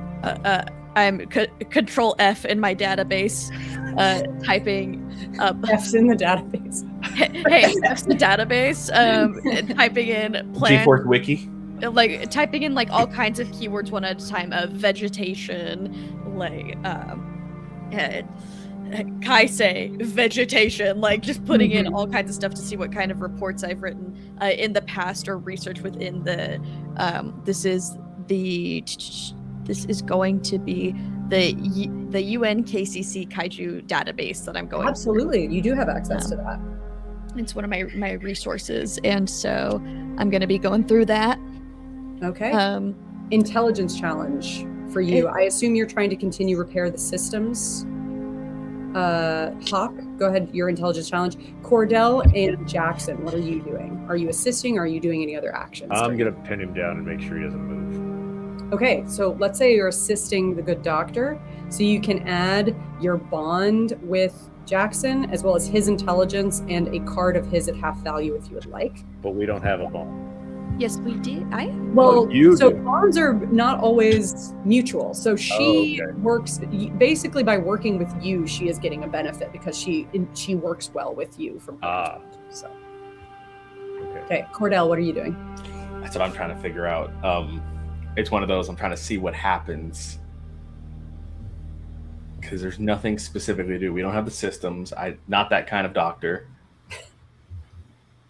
I guess I use my bonus assist to help with the hacking the system. Got it. Okay, so you also get to add Cordell's intelligence bond and half a card if you'd like. Let's go ahead and start with the good doctor. Intelligence challenge. All right. So I've already added my bond and my intelligence. And then let's see. And you add a +1 for my intelligence. Beautiful. I'll add that right now. Okay, so we're at +6. I feel like this one would be, it's lower than quick analysis, but I feel like this one has read the studies because I'm specifically going over past studies. So I'll do that as a +3. I think I'm back to being methodical. And probably not experienced in this field. And then I'm using my digital tablet right now. Sure. So that would be a +13. I am going to add one of my diamonds to make it a +10. Okay. 23. And then let's do it. Let's flip a card. Oh, God. Oh, yeah. +10. +10 for a 30.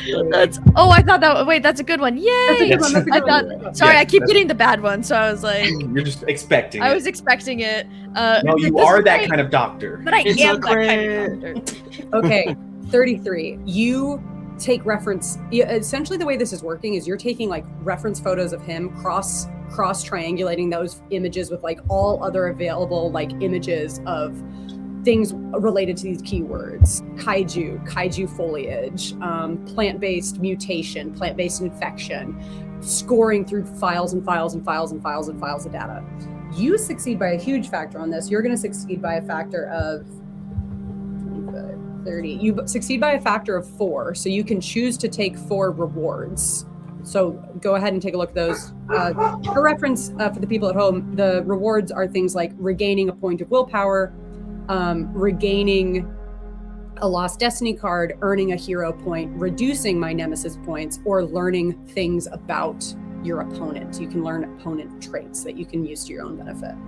So things you pick up as you're looking at this, now that he's more essentially sedated or more comatose, you kind of can get a better look at the body, and you see that there is some sort of growth coming out of his chest that was covered by his shirt that was becoming up into the neck area and then extending out. This is not an infection.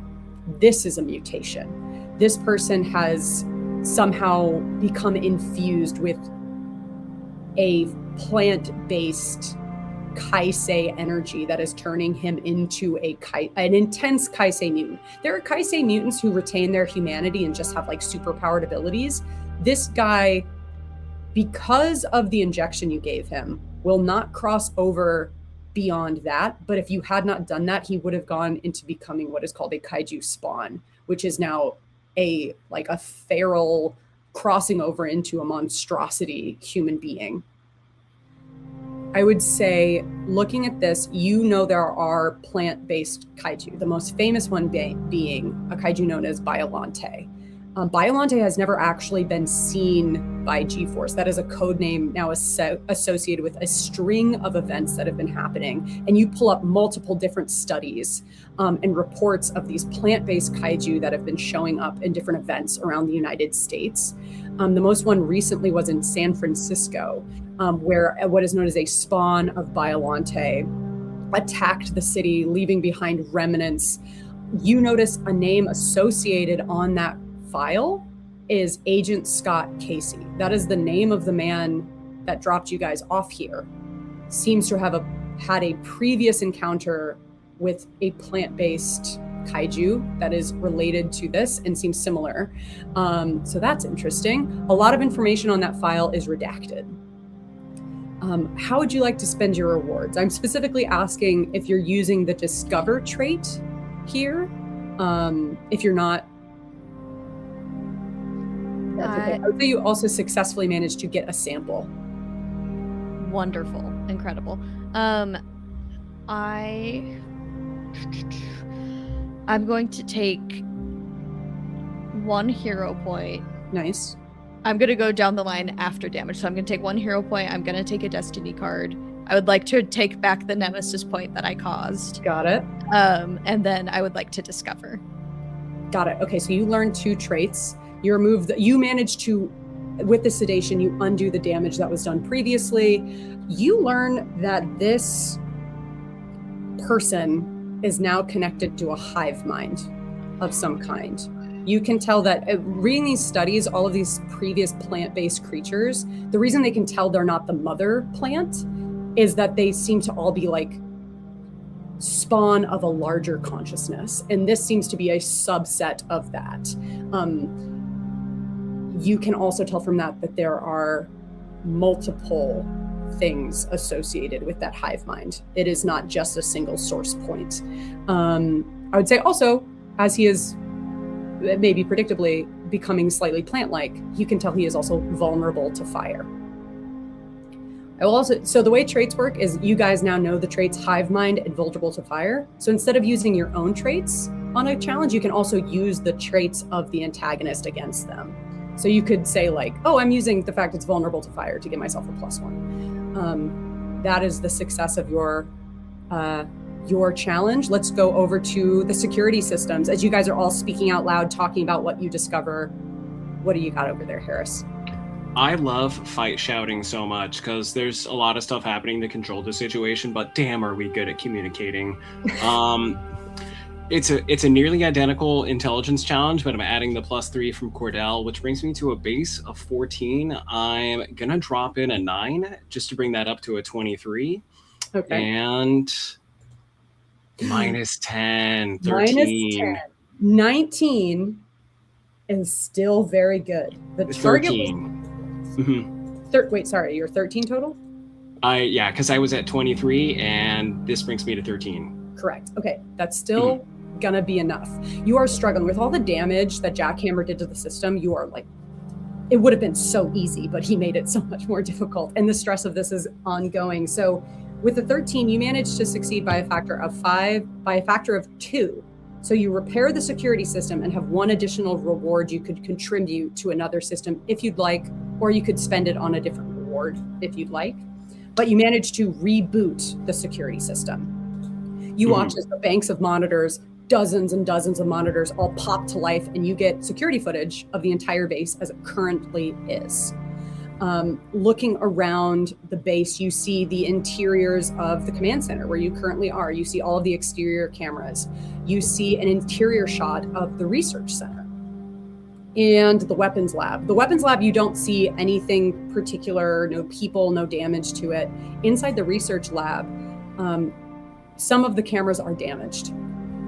You can also tell that there is a camera inside the research center, or not that there's a camera. You can tell that there is a dark space on the camera network in the research lab. There is like a room in the research lab that is not on any security footage. It is some sort of subterranean room that for some reason they didn't want anyone recording, even if it was official GeForce business.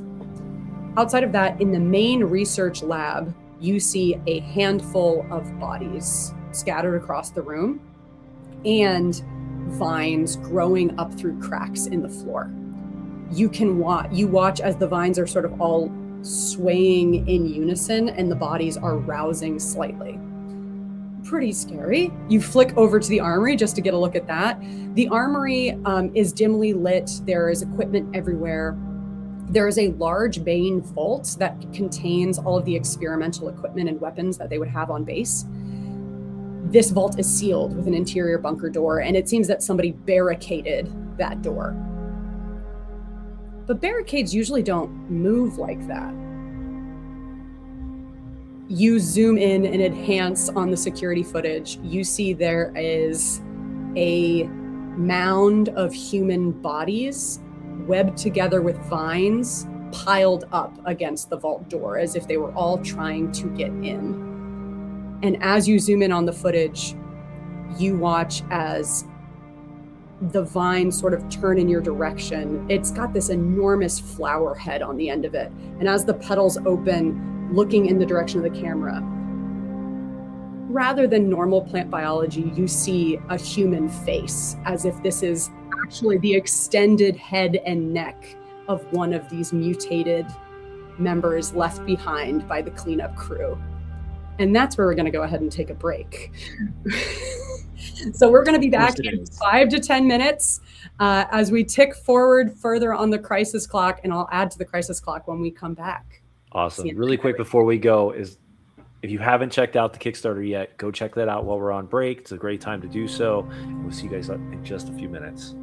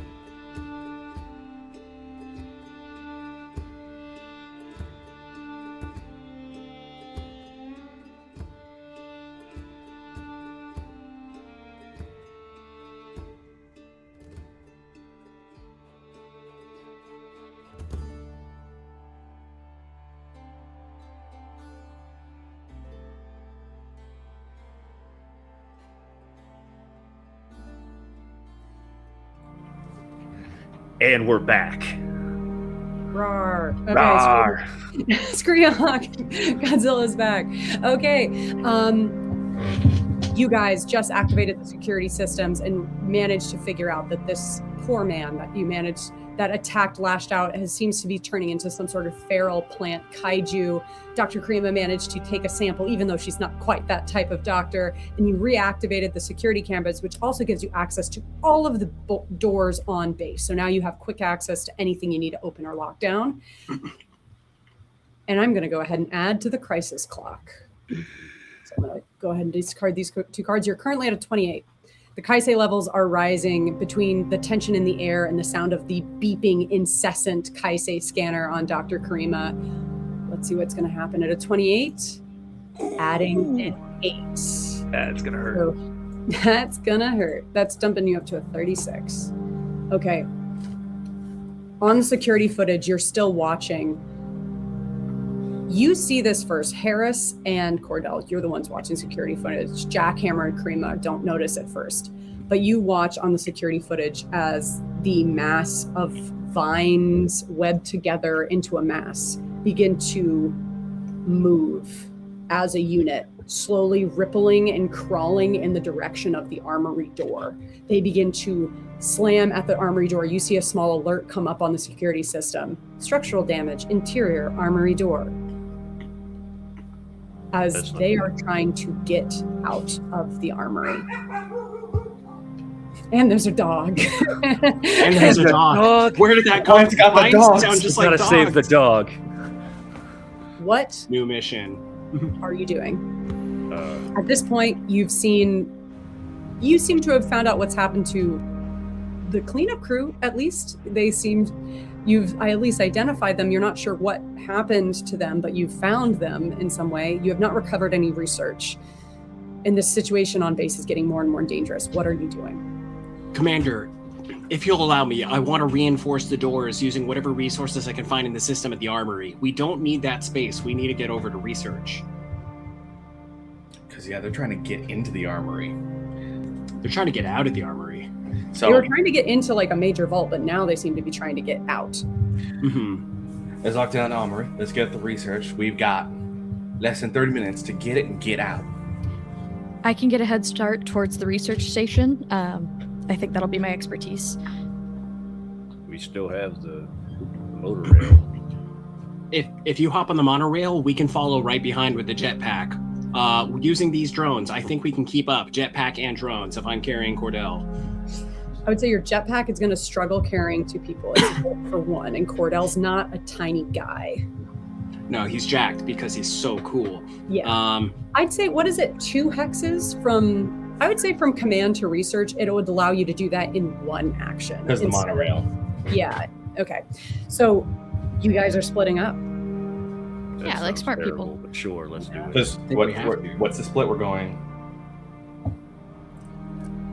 If you're staying with me, it's you and I, Cordell, staying in command just to finish off reinforcing security. And that would put Jackson and Dr. can't remember your name all of a sudden. That's how stressful this is. Dr. 𝚒𝚒𝚒𝚒 heading over to research, or the 3 of you go, and it sounds like my jetpack could potentially take me faster by myself, assuming nothing bad will happen with the passed out mutant behind me. Is the arsenal closer to research or closer to us? The armory is closer to you guys. Yeah. Here, I want to, in case something goes wrong, I need to be closer to the enemies. Well, sorry. 1 second. The armory is between you and research. But it's still like a third of a mile away. Yeah. And if they're super speed plant monsters, we're already done. So if you go with them, I can travel quickly by myself. I'm going to go with them because that reason. Because you can get away faster than if we both try. And say it with me, crowd. What could go wrong? Nothing. Nothing. And I'll I'm pick assuming up the body. we have comms, obviously. And I'll pick up the Yeah. body. We don't leave a man behind. You're taking the body with you? I'll take I'm the gonna look at Jackson and just listen, buddy. With it audible here, we gonna have to. I don't think we can salvage this. That's a risk. We got to bring him back. Part of a hive mind. Everything we do is gonna know we are bringing it with us as we do it. I agree.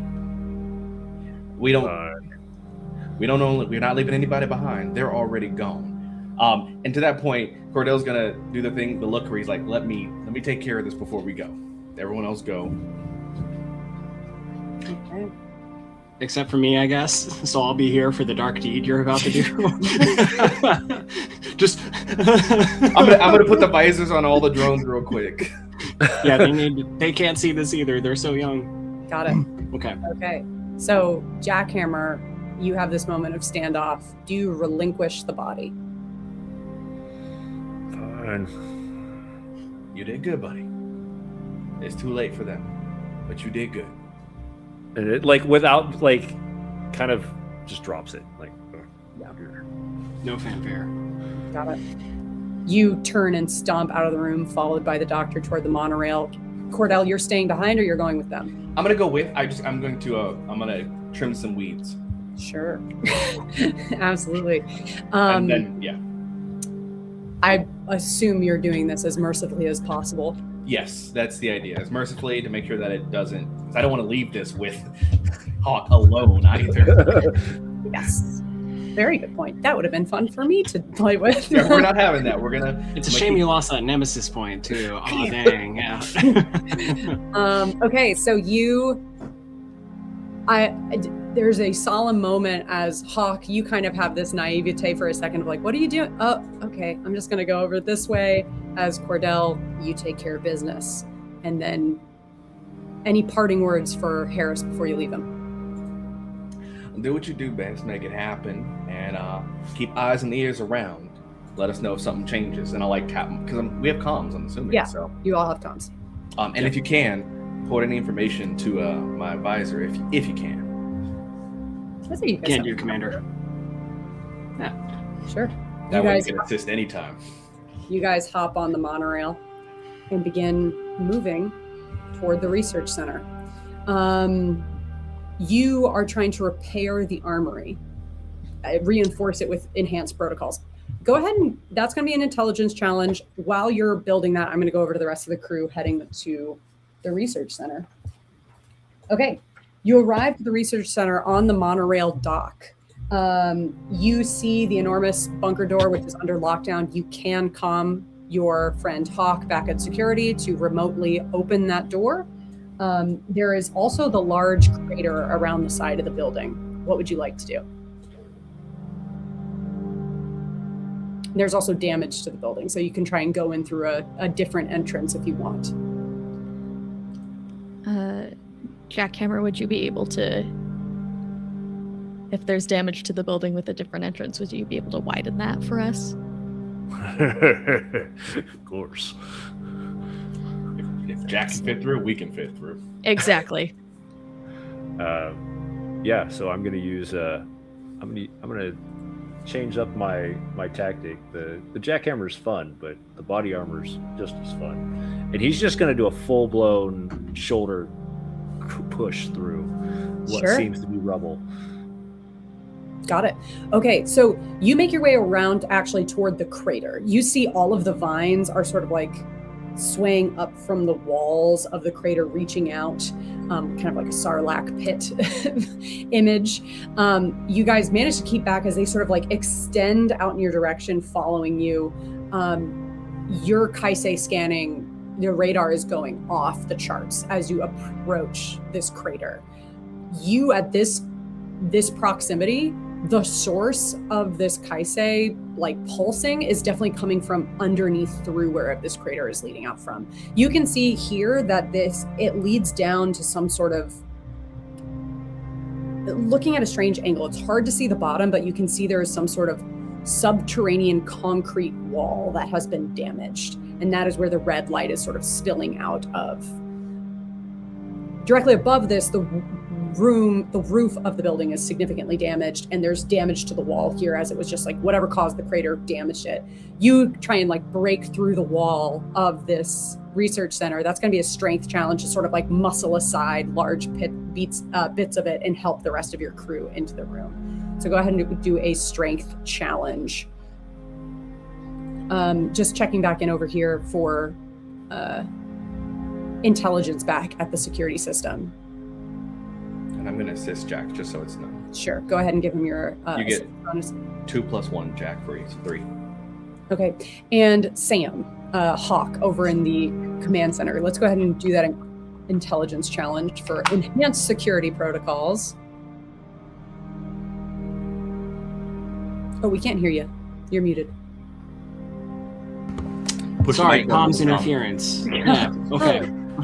I was so focused. I stacked resources and a 10 card on my end so that I'm going into this with a 23 and subtracting 10 with a king.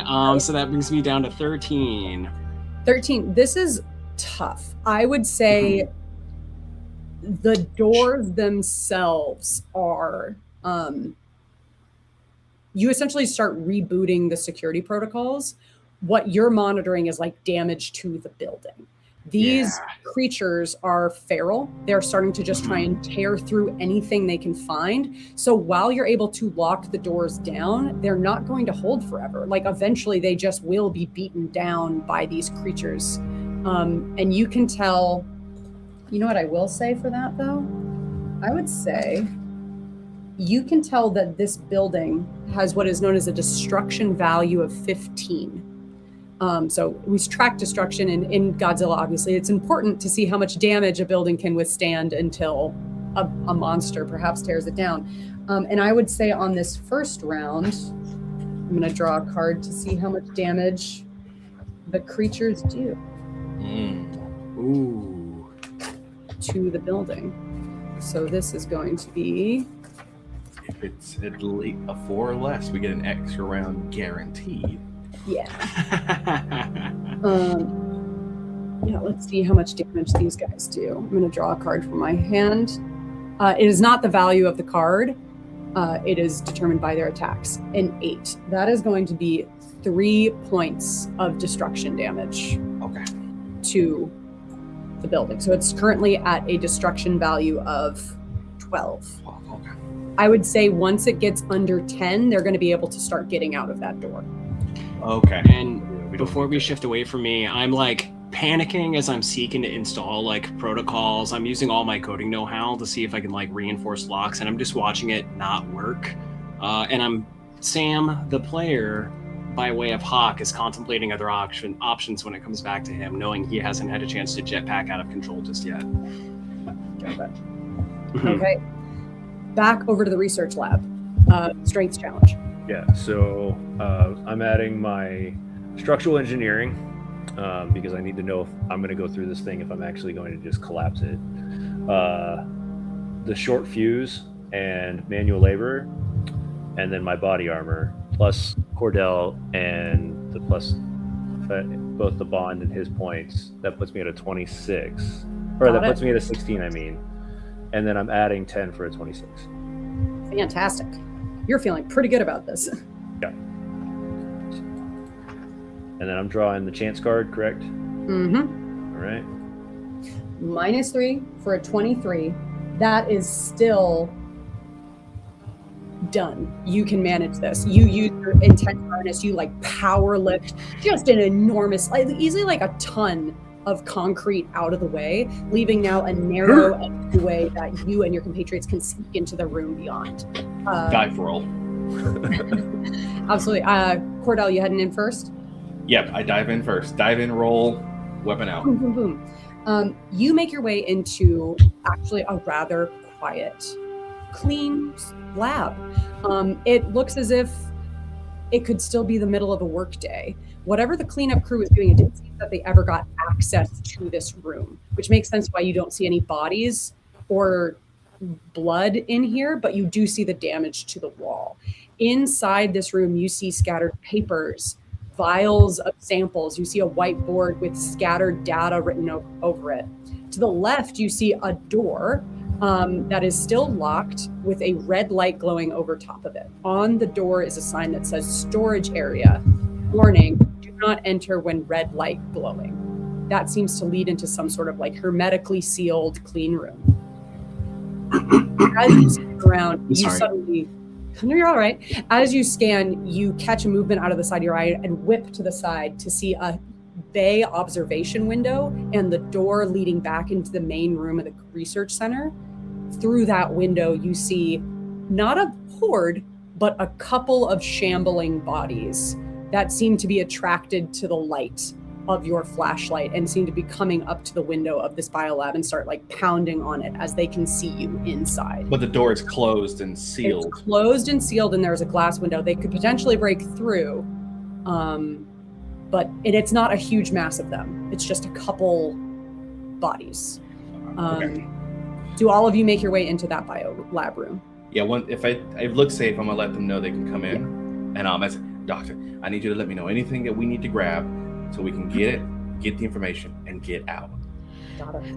We need, I distribute some vials. We need live tissue samples. I'm going to look for any notes on the research that was being conducted here. So if you can find any of that as well, that is what we need. Got it. You start just ransacking, grabbing files and vials. Dr. 𝚒𝚏𝚏𝚶, can I have you do an intelligence challenge to try and decode any of the information about what is going on here? Yes, with all my things and discarding a 9. Here, let me move the previous turn to the discard pile. I'm going to be discarding this 9. That gives me a 20. And so I'm going to go ahead. I can assist too, so I'm going to assist you as well in this. You add my intelligence for 2, and then... Beautiful. I don't have a bond, so I'm assuming if you have one. No, she's not. Okay. So you guys just have not the 2 worked together before. That's right. All right, so 22. Let's see what happens. And A 12. 12. Okay. 12. Oh. A 12 is not quite high enough for you in this moment, get a gauge of what this board is talking about. You managed to snap pictures and pull data, but they're using you don't understand. There's some they keep referencing a source sample and like a growth factor that you can't quite parse what they're talking about. It's the wrong kind of algorithm. You're familiar with bits of this research, but everything they're talking about together doesn't make any sense. There is something you're missing here that you cannot figure out, but you managed to take as many records as you can. That is the end of the action round. I'm going to go ahead and flip a card, and we're going to see how much damage the creatures do to the lab. Also, to the armory. 1 second.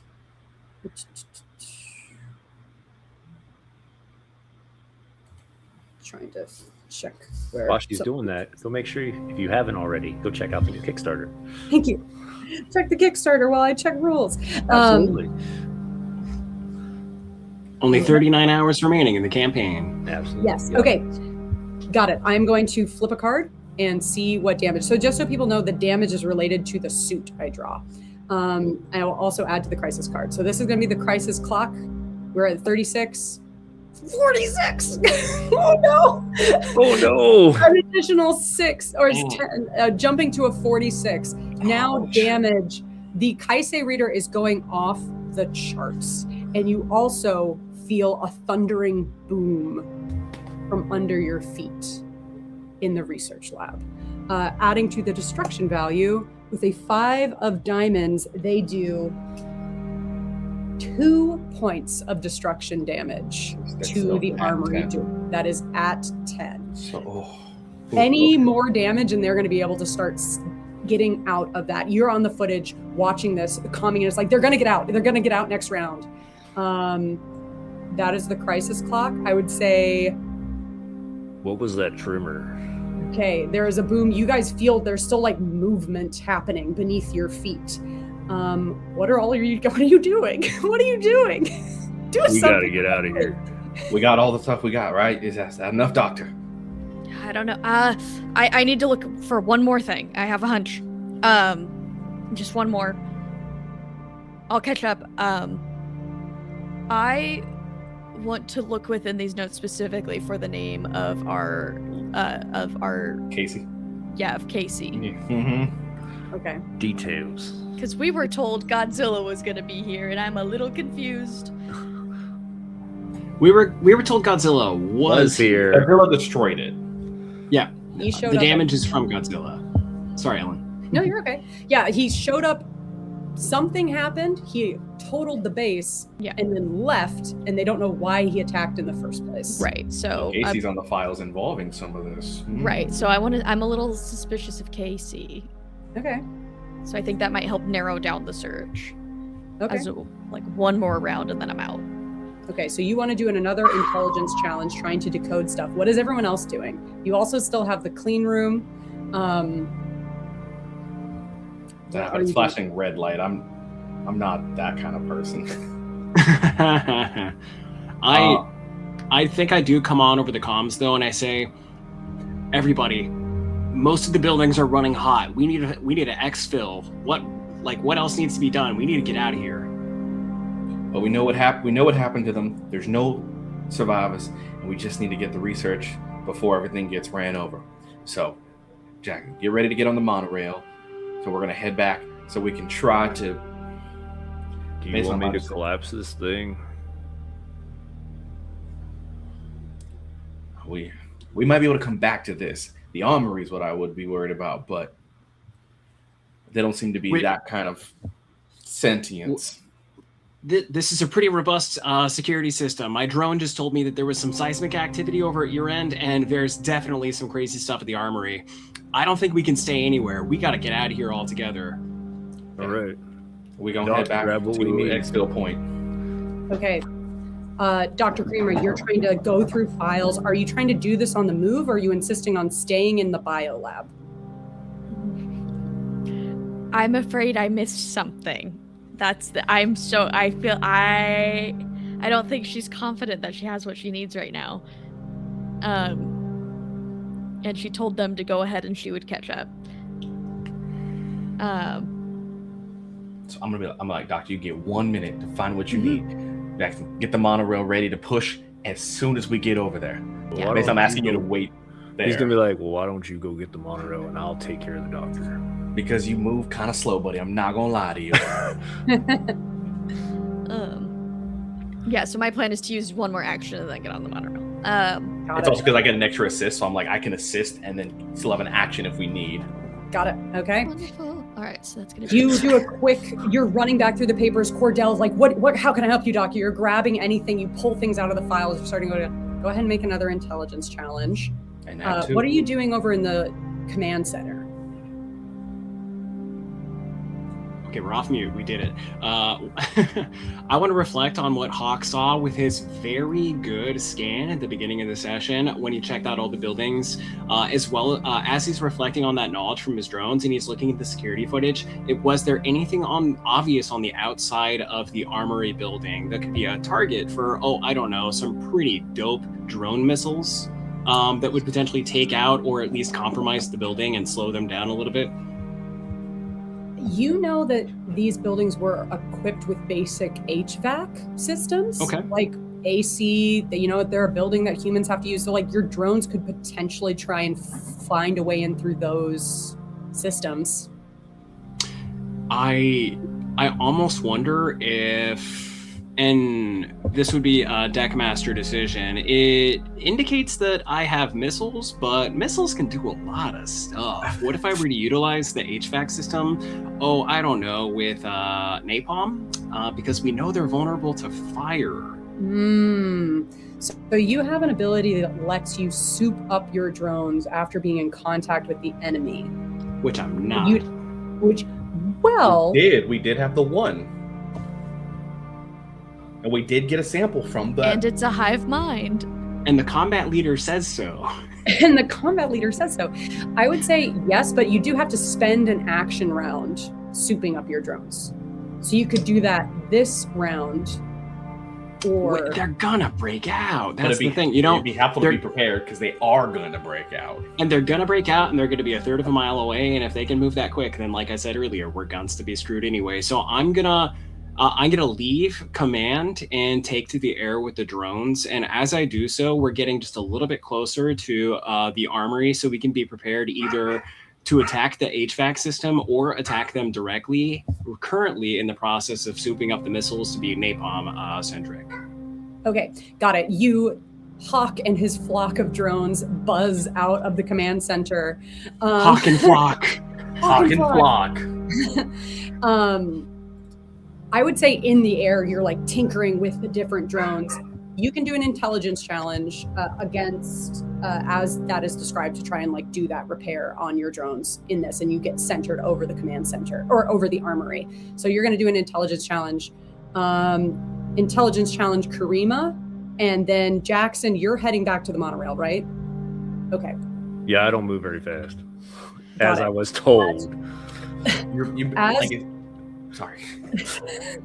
You muscle your way back out using your harness into the main area. You clear a bit way so they can like actually run out of the building. As you do so, there's like quakes under your feet, and you stagger on the edge of the crater. Down at the bottom of it, you see something huge beginning to push up and break aside more of the crater, making it wider. Some enormous green plant-like structure beginning to burst out from the ground. You can tell something big is coming. Hey, we got something big coming. You gotta hurry. And it ain't me this time. All right, fourth quarter. Let's do this. Knowing that, you also still have an action available to you. So does that change your course of action? Are you still heading to the monorail? No. So if that's the case, I'm gonna pull out the seismic jackhammer, and I'm going to try to break a piece of the ground off and hope for it to collapse inward. Cool. Nice. So okay. I'll build that. Yeah. Barricading. Yep. Yeah, you're starting to try and collapse in the sides of the crater to bury this thing, hopefully slowing it down. Let's go ahead. That's going to be a strength challenge. Okay. Let's come over to Karima and Cordell inside, current ripping through bits of papers, throwing things aside. Your hair is like flying wildly. You look haggard. You're so controlled most of the time, but in this moment, you're like, I just need to figure this out. I'm not going to be the one who messes this up. It's intelligence challenge. All right. With the assistance +2. +2, that's going to be 16. I'm going to spend my 10 diamond to make this a 26 start. Okay. I'll discard that right now. And let's see what happens. And we've got an ace. Let's go. And we add it. So +1. So that's going to be 27. This, you manage, you get it laid out. You're not messing around anymore. You get all these papers laid out. You are going back through this information, pulling on anything you can find from Scott Casey, going back to what you found earlier in your research files. You determine that what they were doing here is there was some sort of sample that was recovered by Agent Scott Casey in the attack on San Francisco from a spawn of 𝚑𝚒. That sample was shuffled away by G-Force under a million redacted top security files and eventually found its way to Base Alpha, where they began trying to distill this hive mind into a potent 𝚑𝚒 manipulating formula. If they were successful, they would able to manipulate the rate of 𝚑𝚒 mutations, which means you could potentially power down a kaiju or power up somebody who's been infected by 𝚑𝚒, perhaps turning them into maybe a 𝚑𝚒 super soldier of some kind. However, they were not able to crack it, and you can tell that their last experiment, this was very risky. This is also highly illegal. You are not allowed to do this sort of thing. This is very like black ops research within G-Force. Whatever happened, you can tell just looking at the formulas, a chill runs down your spine that they were not, while they had some 𝚑𝚒 fail-safes in place, by manipulating 𝚑𝚒 flow, they were also supercharging this sample, which would have spontaneously sprouted into a 𝚑𝚒 spawn, which you now know is growing up from under your feet in the research lab. With that, you successfully decode the sheet and you gain what is called a plot card. A plot card is something you get to spend on any challenge in addition to a destiny card. So you get the Queen of Clubs to use on any upcoming challenge. I'm gonna go ahead and put that over by your hand so you can spend that in addition to a destiny card if you would like at some point. You successfully decode it. You also get a hero point for successfully decoding the board. Okay. Got it. Let's go, Doctor. Wow. Let's go, Okay. Doctor. That kind of doctor. With that, Cordell, you grab her and getting out of that research Got lab. it. Got it. She I'm Like a like, football. You get out and you see Jackson trying to smash part of the building aside to collapse on top of this thing. Strength challenge for Jackson. So- Cordell, you also still have an action available to you. yeah. I wonder if I should just prepare. Sure. For total for Jackson is a 21, Okay. as I'm using a 4. Oh, with the With the 4, plus it 4. adds Okay. the 21. Okay. So as long as we don't draw a bad card, we'll be all right. Which there are still bad cards left. All right, here we go. Oh, Ooh, Jack Diamonds. Oh, so you're ending at what? An 11? That'd be an 11. Damn. Okay. I would say an 11 is one success. So you just managed to beat, because I don't have any nemesis points right now, right? Okay, I don't have any nemesis points. No. So you still managed to break off a chunk of this. It slams down on top. It breaks. It does not fully close off this entrance, but you do have a reward to spend as you would like. All right. Yeah, because I've been burning now. My dog is upset now. Yeah, I've been burning Destiny cards. So I'm gonna get a Destiny card back. Okay, you take a Destiny card preemptively. You crash this down on top of the thing. That is everyone's actions. Oh, we need to resolve your intelligence challenge for your drones. Go ahead and hit me with that.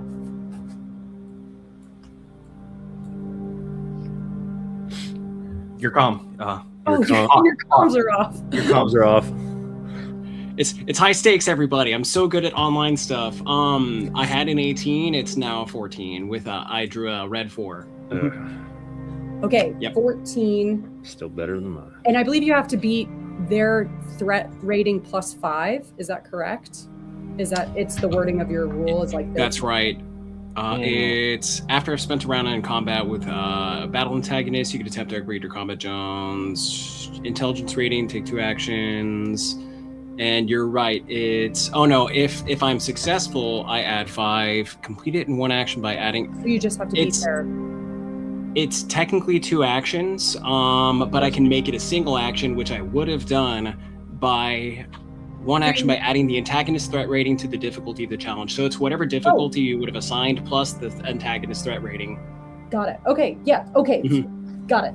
So you do succeed. Yes, you are able to upgrade the drones, even under these intense scenarios, with using the threat rating of the antagonist added on to like the difficulty of it. You still managed to succeed with a 14. They are upgraded and good to go. That is everyone's actions.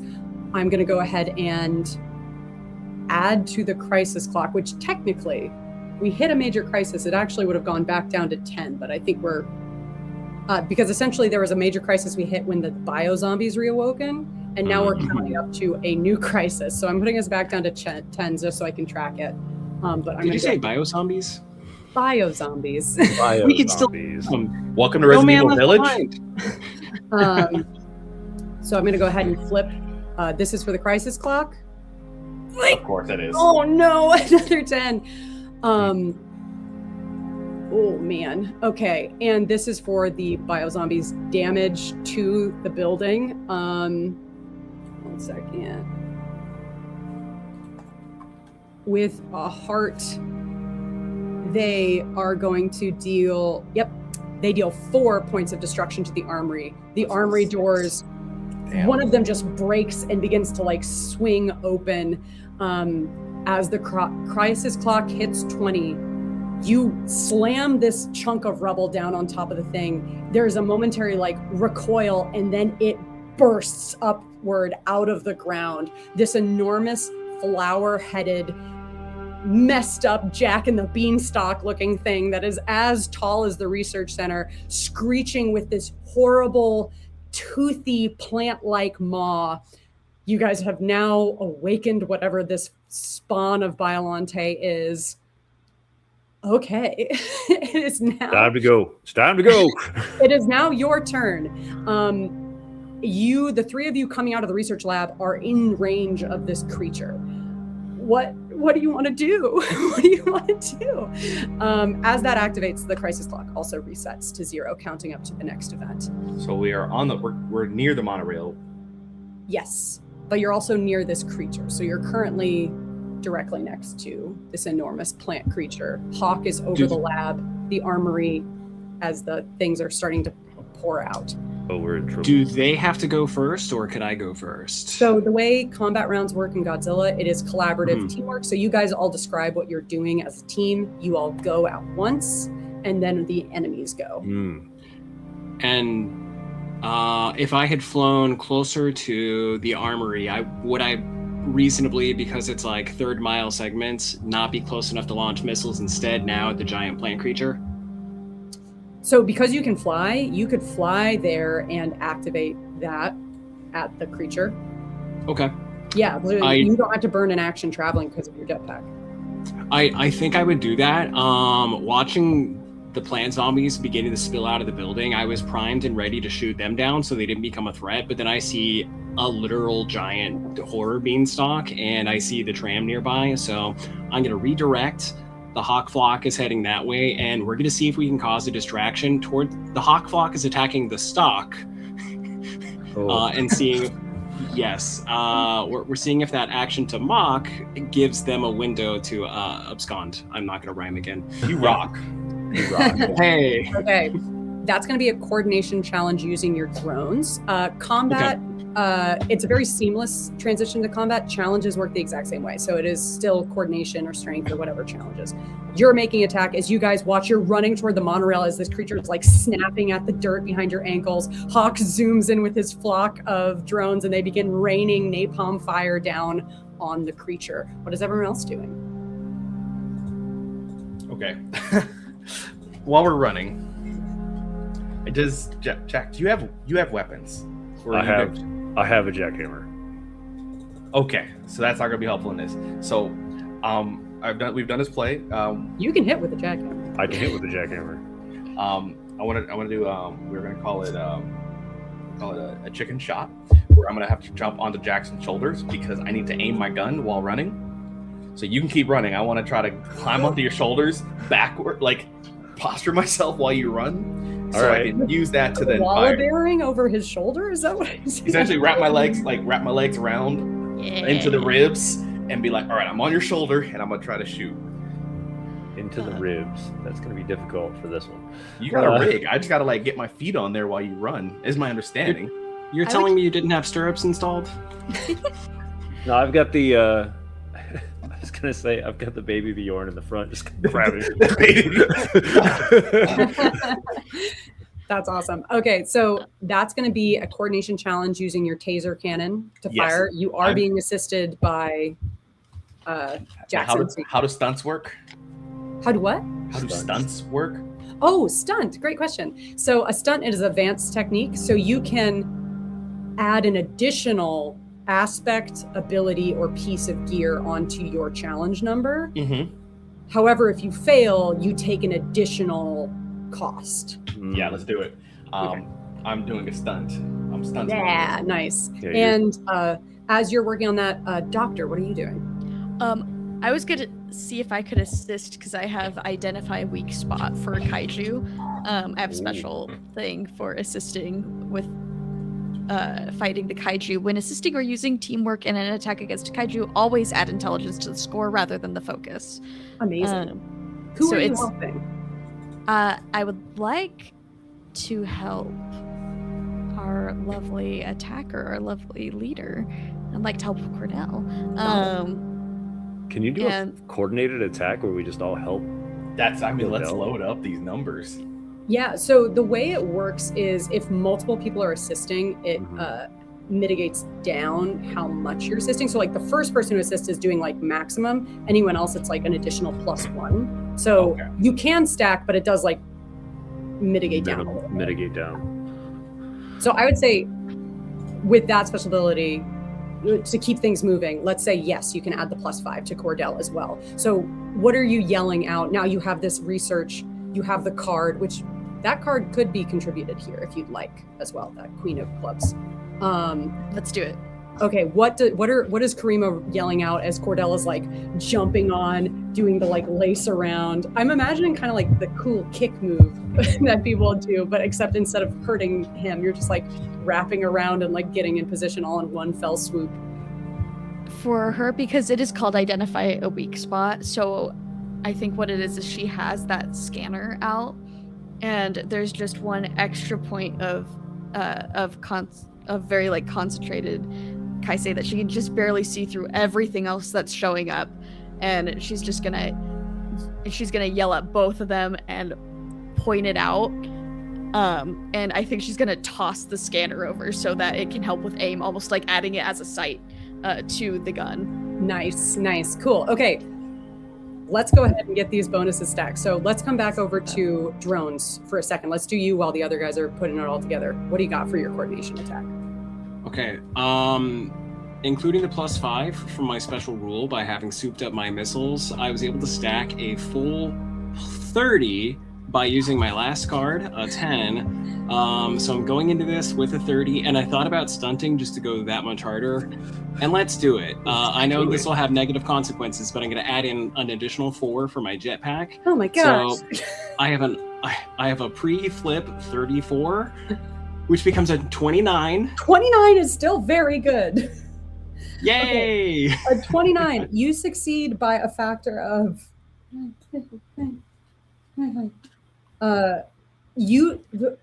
but I think that's a factor of 5. You succeed by a factor of 5 because you still manage to just this swirling mass of fire rains down on it as you succeed by a factor of 5. You get 5 rewards to spend as you would like. Wow. Team ground patrol. What do you guys at? So I'm at 19 on my own. Okay. I had 5 from the intelligence, and then I'm getting 1 from Jack because it's intelligence based, or what is it for? Oh, this would be coordination. Coordination. So I get a 2 plus 1 with our bond. Oh, plus the bond. Okay. So I'm at 27. Then I have my coordination is spades. I throw in my 5, which then makes it a 10. So that puts me at 37. And then you said we're throwing in the queen of... We're throwing in the +10. We're maxing this. That will drop 47. Now, would that be a 5 or would that be a 10 with that one? That's a 10. It's a Because coordination. it's separate. Because it's not. spades. It's not a regular chance card. It's a plot card. Okay. So that's at 47 right now. Is what we're at. Yep, here I'll add Okay. that. As I've got my Okay. full zoom, braced up, scanner up, weakness, napalm fire, and I'm just like, Hail Mary shot. Amazing. Okay, and go ahead and flip. And an 8 on top of that. Ah! That's a 55? Okay. It's the 55, sure. Did we win? Did we kill it? You succeed by a factor of 9, so you have 9 rewards to spend. Okay, how are you spending your rewards between your group? So you have a total of 9 plus 5, 14 rewards to spend, some from the drones and some from this attack. Oh, shit. We each get a destiny I card, think right? obviously need to do. You know what I'll do? I'll take 1 destiny card, and the rest of mine, if it's applicable, I'll toss into damage against the opponent's willpower. Yes, absolutely. So how many points? That was 4 points remaining for willpower? 4 for willpower. Okay. So I'm taking 1 destiny card and 4 willpower damage. Got it. You watch as it begins to sizzle from the outside. How are you spending your rewards on this one? Team ground control? I need 1 destiny card just to kind of. This way, everybody gets their 1, and that leaves us with like 6 more. Yes, to and blast just damage. I would rather spend my 1 to add another 7. damage. 7 damage. damage. On this thing. Oh boy. Okay. You each take this second to like sort of recoup this momentary advantage in the field, dealing the rest of it as damage. There is smoke and fire, and you hear like a fainting, like screeching as it's like just like covered in smoke. There's a momentary pause before it lunges back, not quite dead. You did not do it, still slightly alive. So I'm gonna go ahead and do its action round.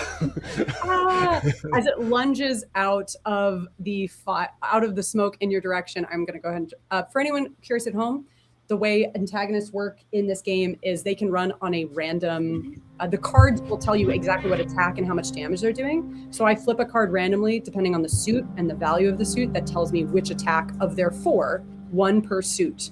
Oh, that's cool. Okay, so I I'm like gonna flip that. a 2 of spades. How appropriate. That is one of its weaker attacks. It is going to use its spear-like tendril. Some tendrils of this creature have hardened into silvery, venomous tips, very similar to like a rosebud thorn, and they spear out in your direction and the direction of the enemy who caused the most damage to it last round, which is going to be Cordell. So I need you to make a save.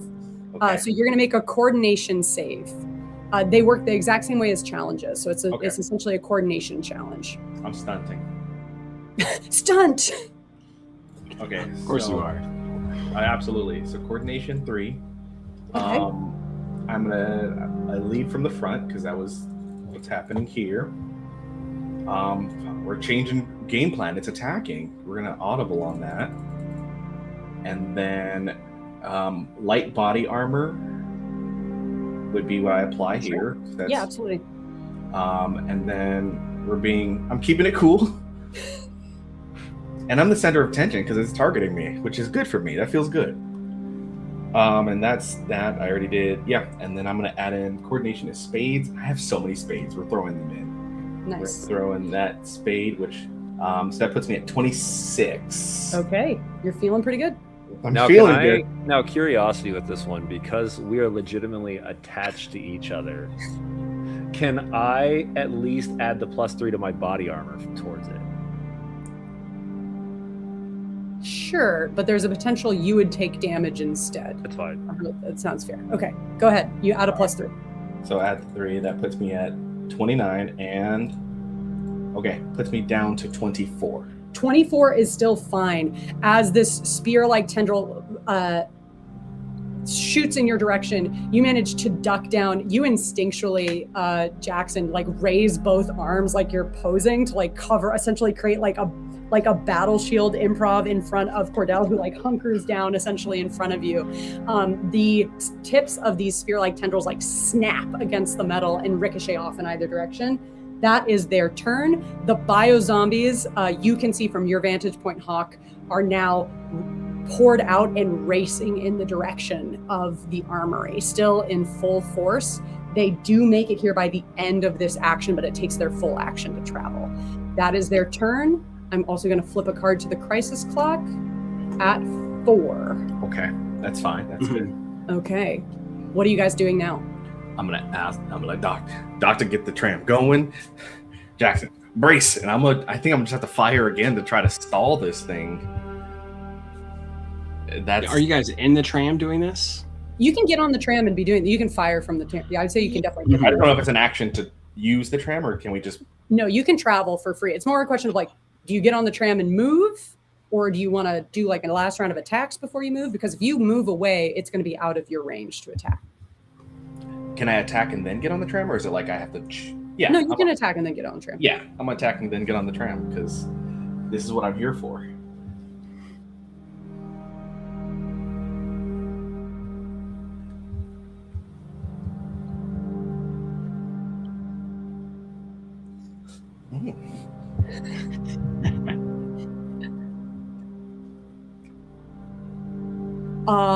Amazing. I will give you a hero point for leaning into some of his attributes. Go ahead and let's go ahead. That's going to be a strength challenge from you. And let's let you resolve that. Cordell, if you also want to make a coordination challenge now on your own as you attack. Dr. Karima and Hawk, what are you doing?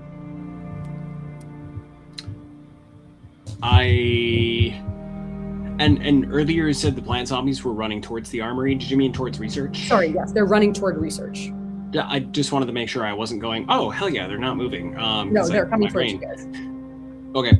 I think that I'm going to level a series of attacks down to the plant zombies, knowing full well that those three, potentially those two, not sure what the doctor's doing just yet, are also attacking back the giant guy, so zombie attack. Got it. Okay, coordination attack with your drones. Dr. 𝚒𝚏𝚏, what are you doing?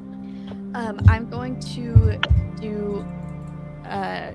I'm going to spend my 3 hero points that I have to recharge Identify Weak Spot.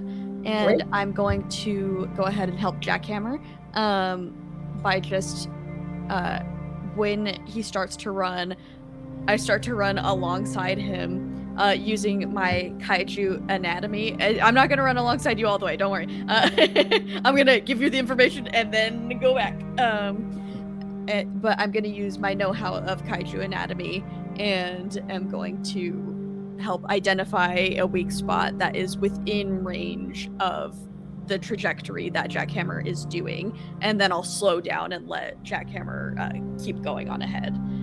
So you'll be able to add my intelligence is +4, so you'll be able to add that. Got it. I would say what you yell out in this moment is like, the stamen! You have to remove that it has a source of power with it, like the pollination mechanics of the creature. And you get the +1 of our bond as well. So yeah, the 5. Cool. Great.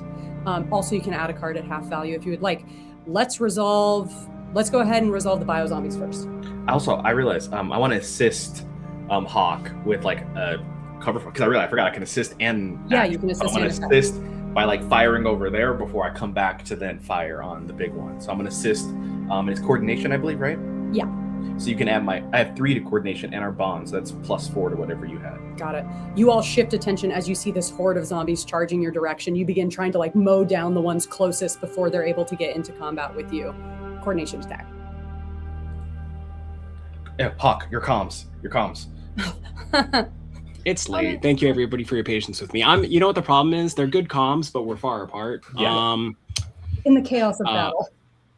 So with a combination of factors you've heard me describe previously, plus the 4 from Cordell just now, that gives me a 25, spending my last card that I picked up last round. Everybody wish us luck. 5, so that's a 30. Clean 30. You succeed by a factor of... You succeed by a factor of 6. And I'm going to put 100% of that into damage. Okay. You watch as this horde is decimated. There's still a few of them, but the entire first wave of them that would have gotten into combat is just burned to a crisp as they just start falling, and the ones in the back like crawling over, still attached to the other ones by like dying vines. Cordell, are you going to continue focusing on them, or are you going to go back to the... I'm going back to the big one. Got it. Okay. Yeah, my action's on that. Got it. Okay, let's do your attack first, and then we're going to go to the strength attack. Mine first. Okay. Yeah. So I'm at 18, plus I'm using my speeds, which adds 10 to put it to 28, because I'm stunting. Stunting. Okay. Let's hold your flip. We're going to flip out both of yours at the same time. Jackson, strength challenge with help from 𝚒𝚏𝚏. All right. With help from 𝚒𝚏𝚏 and both of us placing cards out, that starts us at a 37. What? Okay. So that's... let's go ahead and both of you guys, let's discard these ones that are up here. Let's go ahead and both of you guys take a card from here and let's flip them. Okay. I think there's only one card in there. Oh, -6. Oh, we're gonna have to redeal. Let's say, okay, one shuffle. person. We can do a reshuffle, recall and shuffle. Everyone remembers where you're at. Somebody was gonna have that 6. Okay, so go ahead and draw again. So the first one got a 6, second one got. So that's me. An ace. -1. That's okay. Between you guys, I think you're still both ending up in the 30s. Yeah. As you run up, Cordell, you're just firing cover on all of the tendrils coming in from the sides, shooting at aiming at Jackson. Jackson, you run in, you take your jackhammer, you stab it through the bottom jaw of the creature, nailing it to the ground, reach your arm deep to the back of the throat and rip out the stamen. This thing lets out a supernatural scream as it begins to like writhe, still like stuck to the ground by the nail of the jackhammer. It eventually lets out this unearthly wail before collapsing on the ground. The remaining zombies also let out a hideous multi-voice screech and begin to collapse just as they're about to overtake you. There's a momentary pause and quiet as just the wind sweeps across the basin, and then you hear over a long distance comms, "What the hell is going on down there, folks?" As you hear the sound of the Archer gunship sweeping low over the base Alpha, coming in to hover above you. It's like, shoo-wee! That was some sort of show. I'm sure G-Force is going to be very happy with y'all. You guys got everything you need down there? Yep. I'd appreciate a sound of life. Yes, yes, please come get us. Send more drones. Let's get you all out of here. Okay, everybody, I'm coming in low. Get ready to board, and I'll get us out of here and call in reinforcements to clean up this mess. My goodness. Okay, good luck, everyone. Well, I mean, good job. Sorry, that was a lot. He swoops in low, throwing down the ladder. You guys all jump aboard, soaring back and away as he is calming in to reinforcements. You watch as a backup gunner ship comes in and starts burning en masse all of the remaining zombies. You, Dr. Krima, clutching the precious research, not sure exactly what you found, not sure exactly who you can trust, but you managed to escape base Alpha with your first successful mission. Congratulations, recruits. You've made it into G-Force. That's where we're going to go ahead and end our session for tonight. Congratulations, everybody. You guys did a fantastic job. Woo! Thank you, Alan. Such a good deck awesome. master. Thank you. So fun. That was amazing.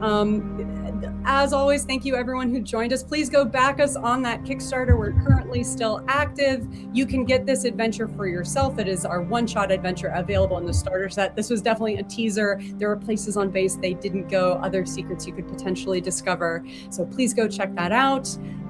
Thank you so much, Tabletop Misfits, for having us. Absolutely. Thanks once again. It's so cool to see IDW coming back to the tabletop, table, which is awesome.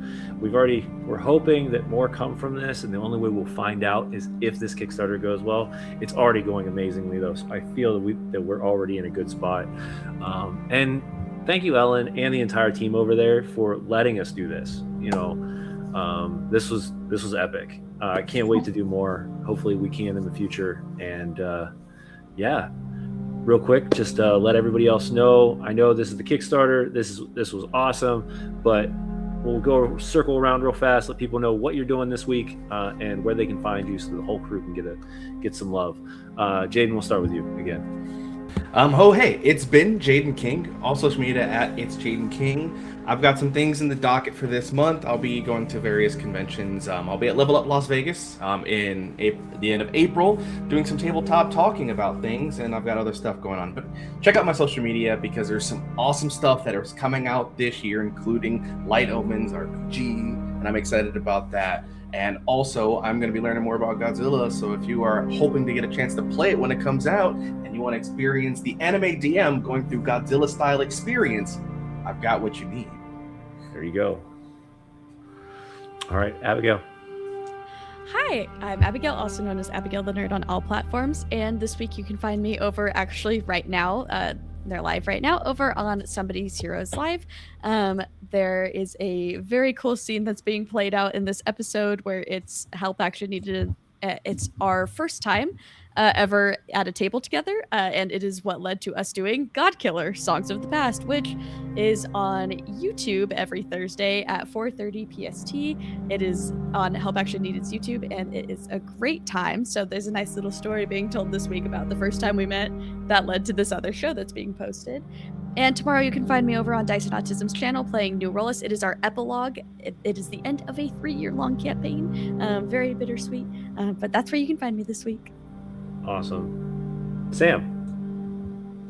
Hey everybody, I have been Hawk, but usually I'm Dungeon Samster across all socials and Sam Lopez when you run into me in real life. I recently finished my second stint as a press representative at a con, so thank you WonderCon for having had me in that capacity. I'll be posting more content about it so you can catch up on panels you might have missed this week.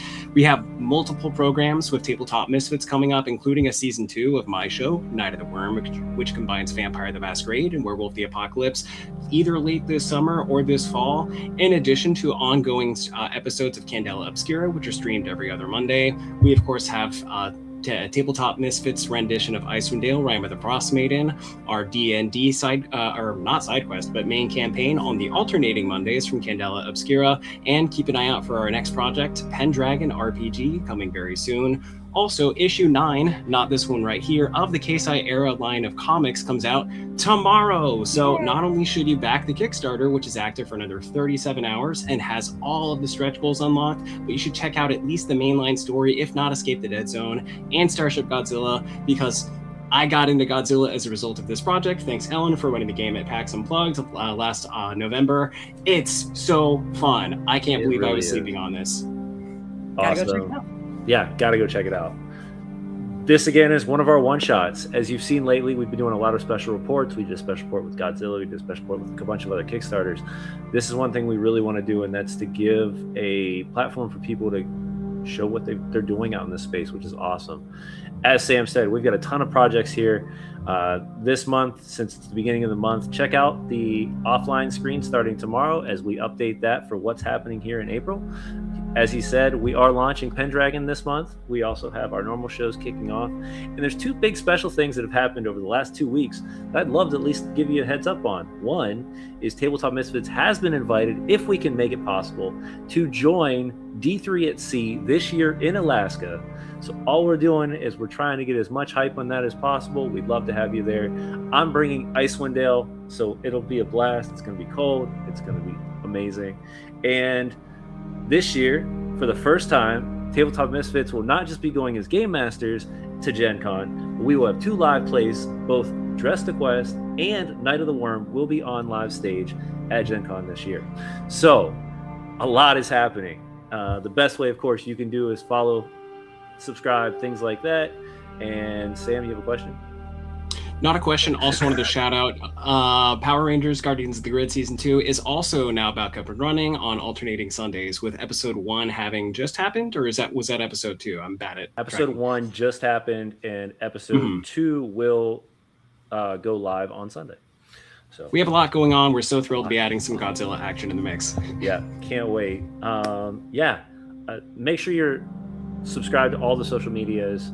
If you can, hit that follow button. It helps us out a ton. Hop over to YouTube. We're trying to grow that one. Hit the subscribe. It all costs 0 money. And for those that have subscribed and have followed today, thank you very much, because without you, this community wouldn't continue to grow. And once again, thank you, IDW, for being one of our first one-shots for a new system. And it was so much fun to have you. We're happy to be here. I'm so excited. It was so much fun meeting you guys at PAX Unplugged, and I was so happy we got to come back and do it again. Yeah. All right, everybody. Until then, we'll see you guys on tomorrow night for Tavern Talks, as we have a new guest coming in. We're going to find out what their story is, and we'll see you then. Until then, have a good evening.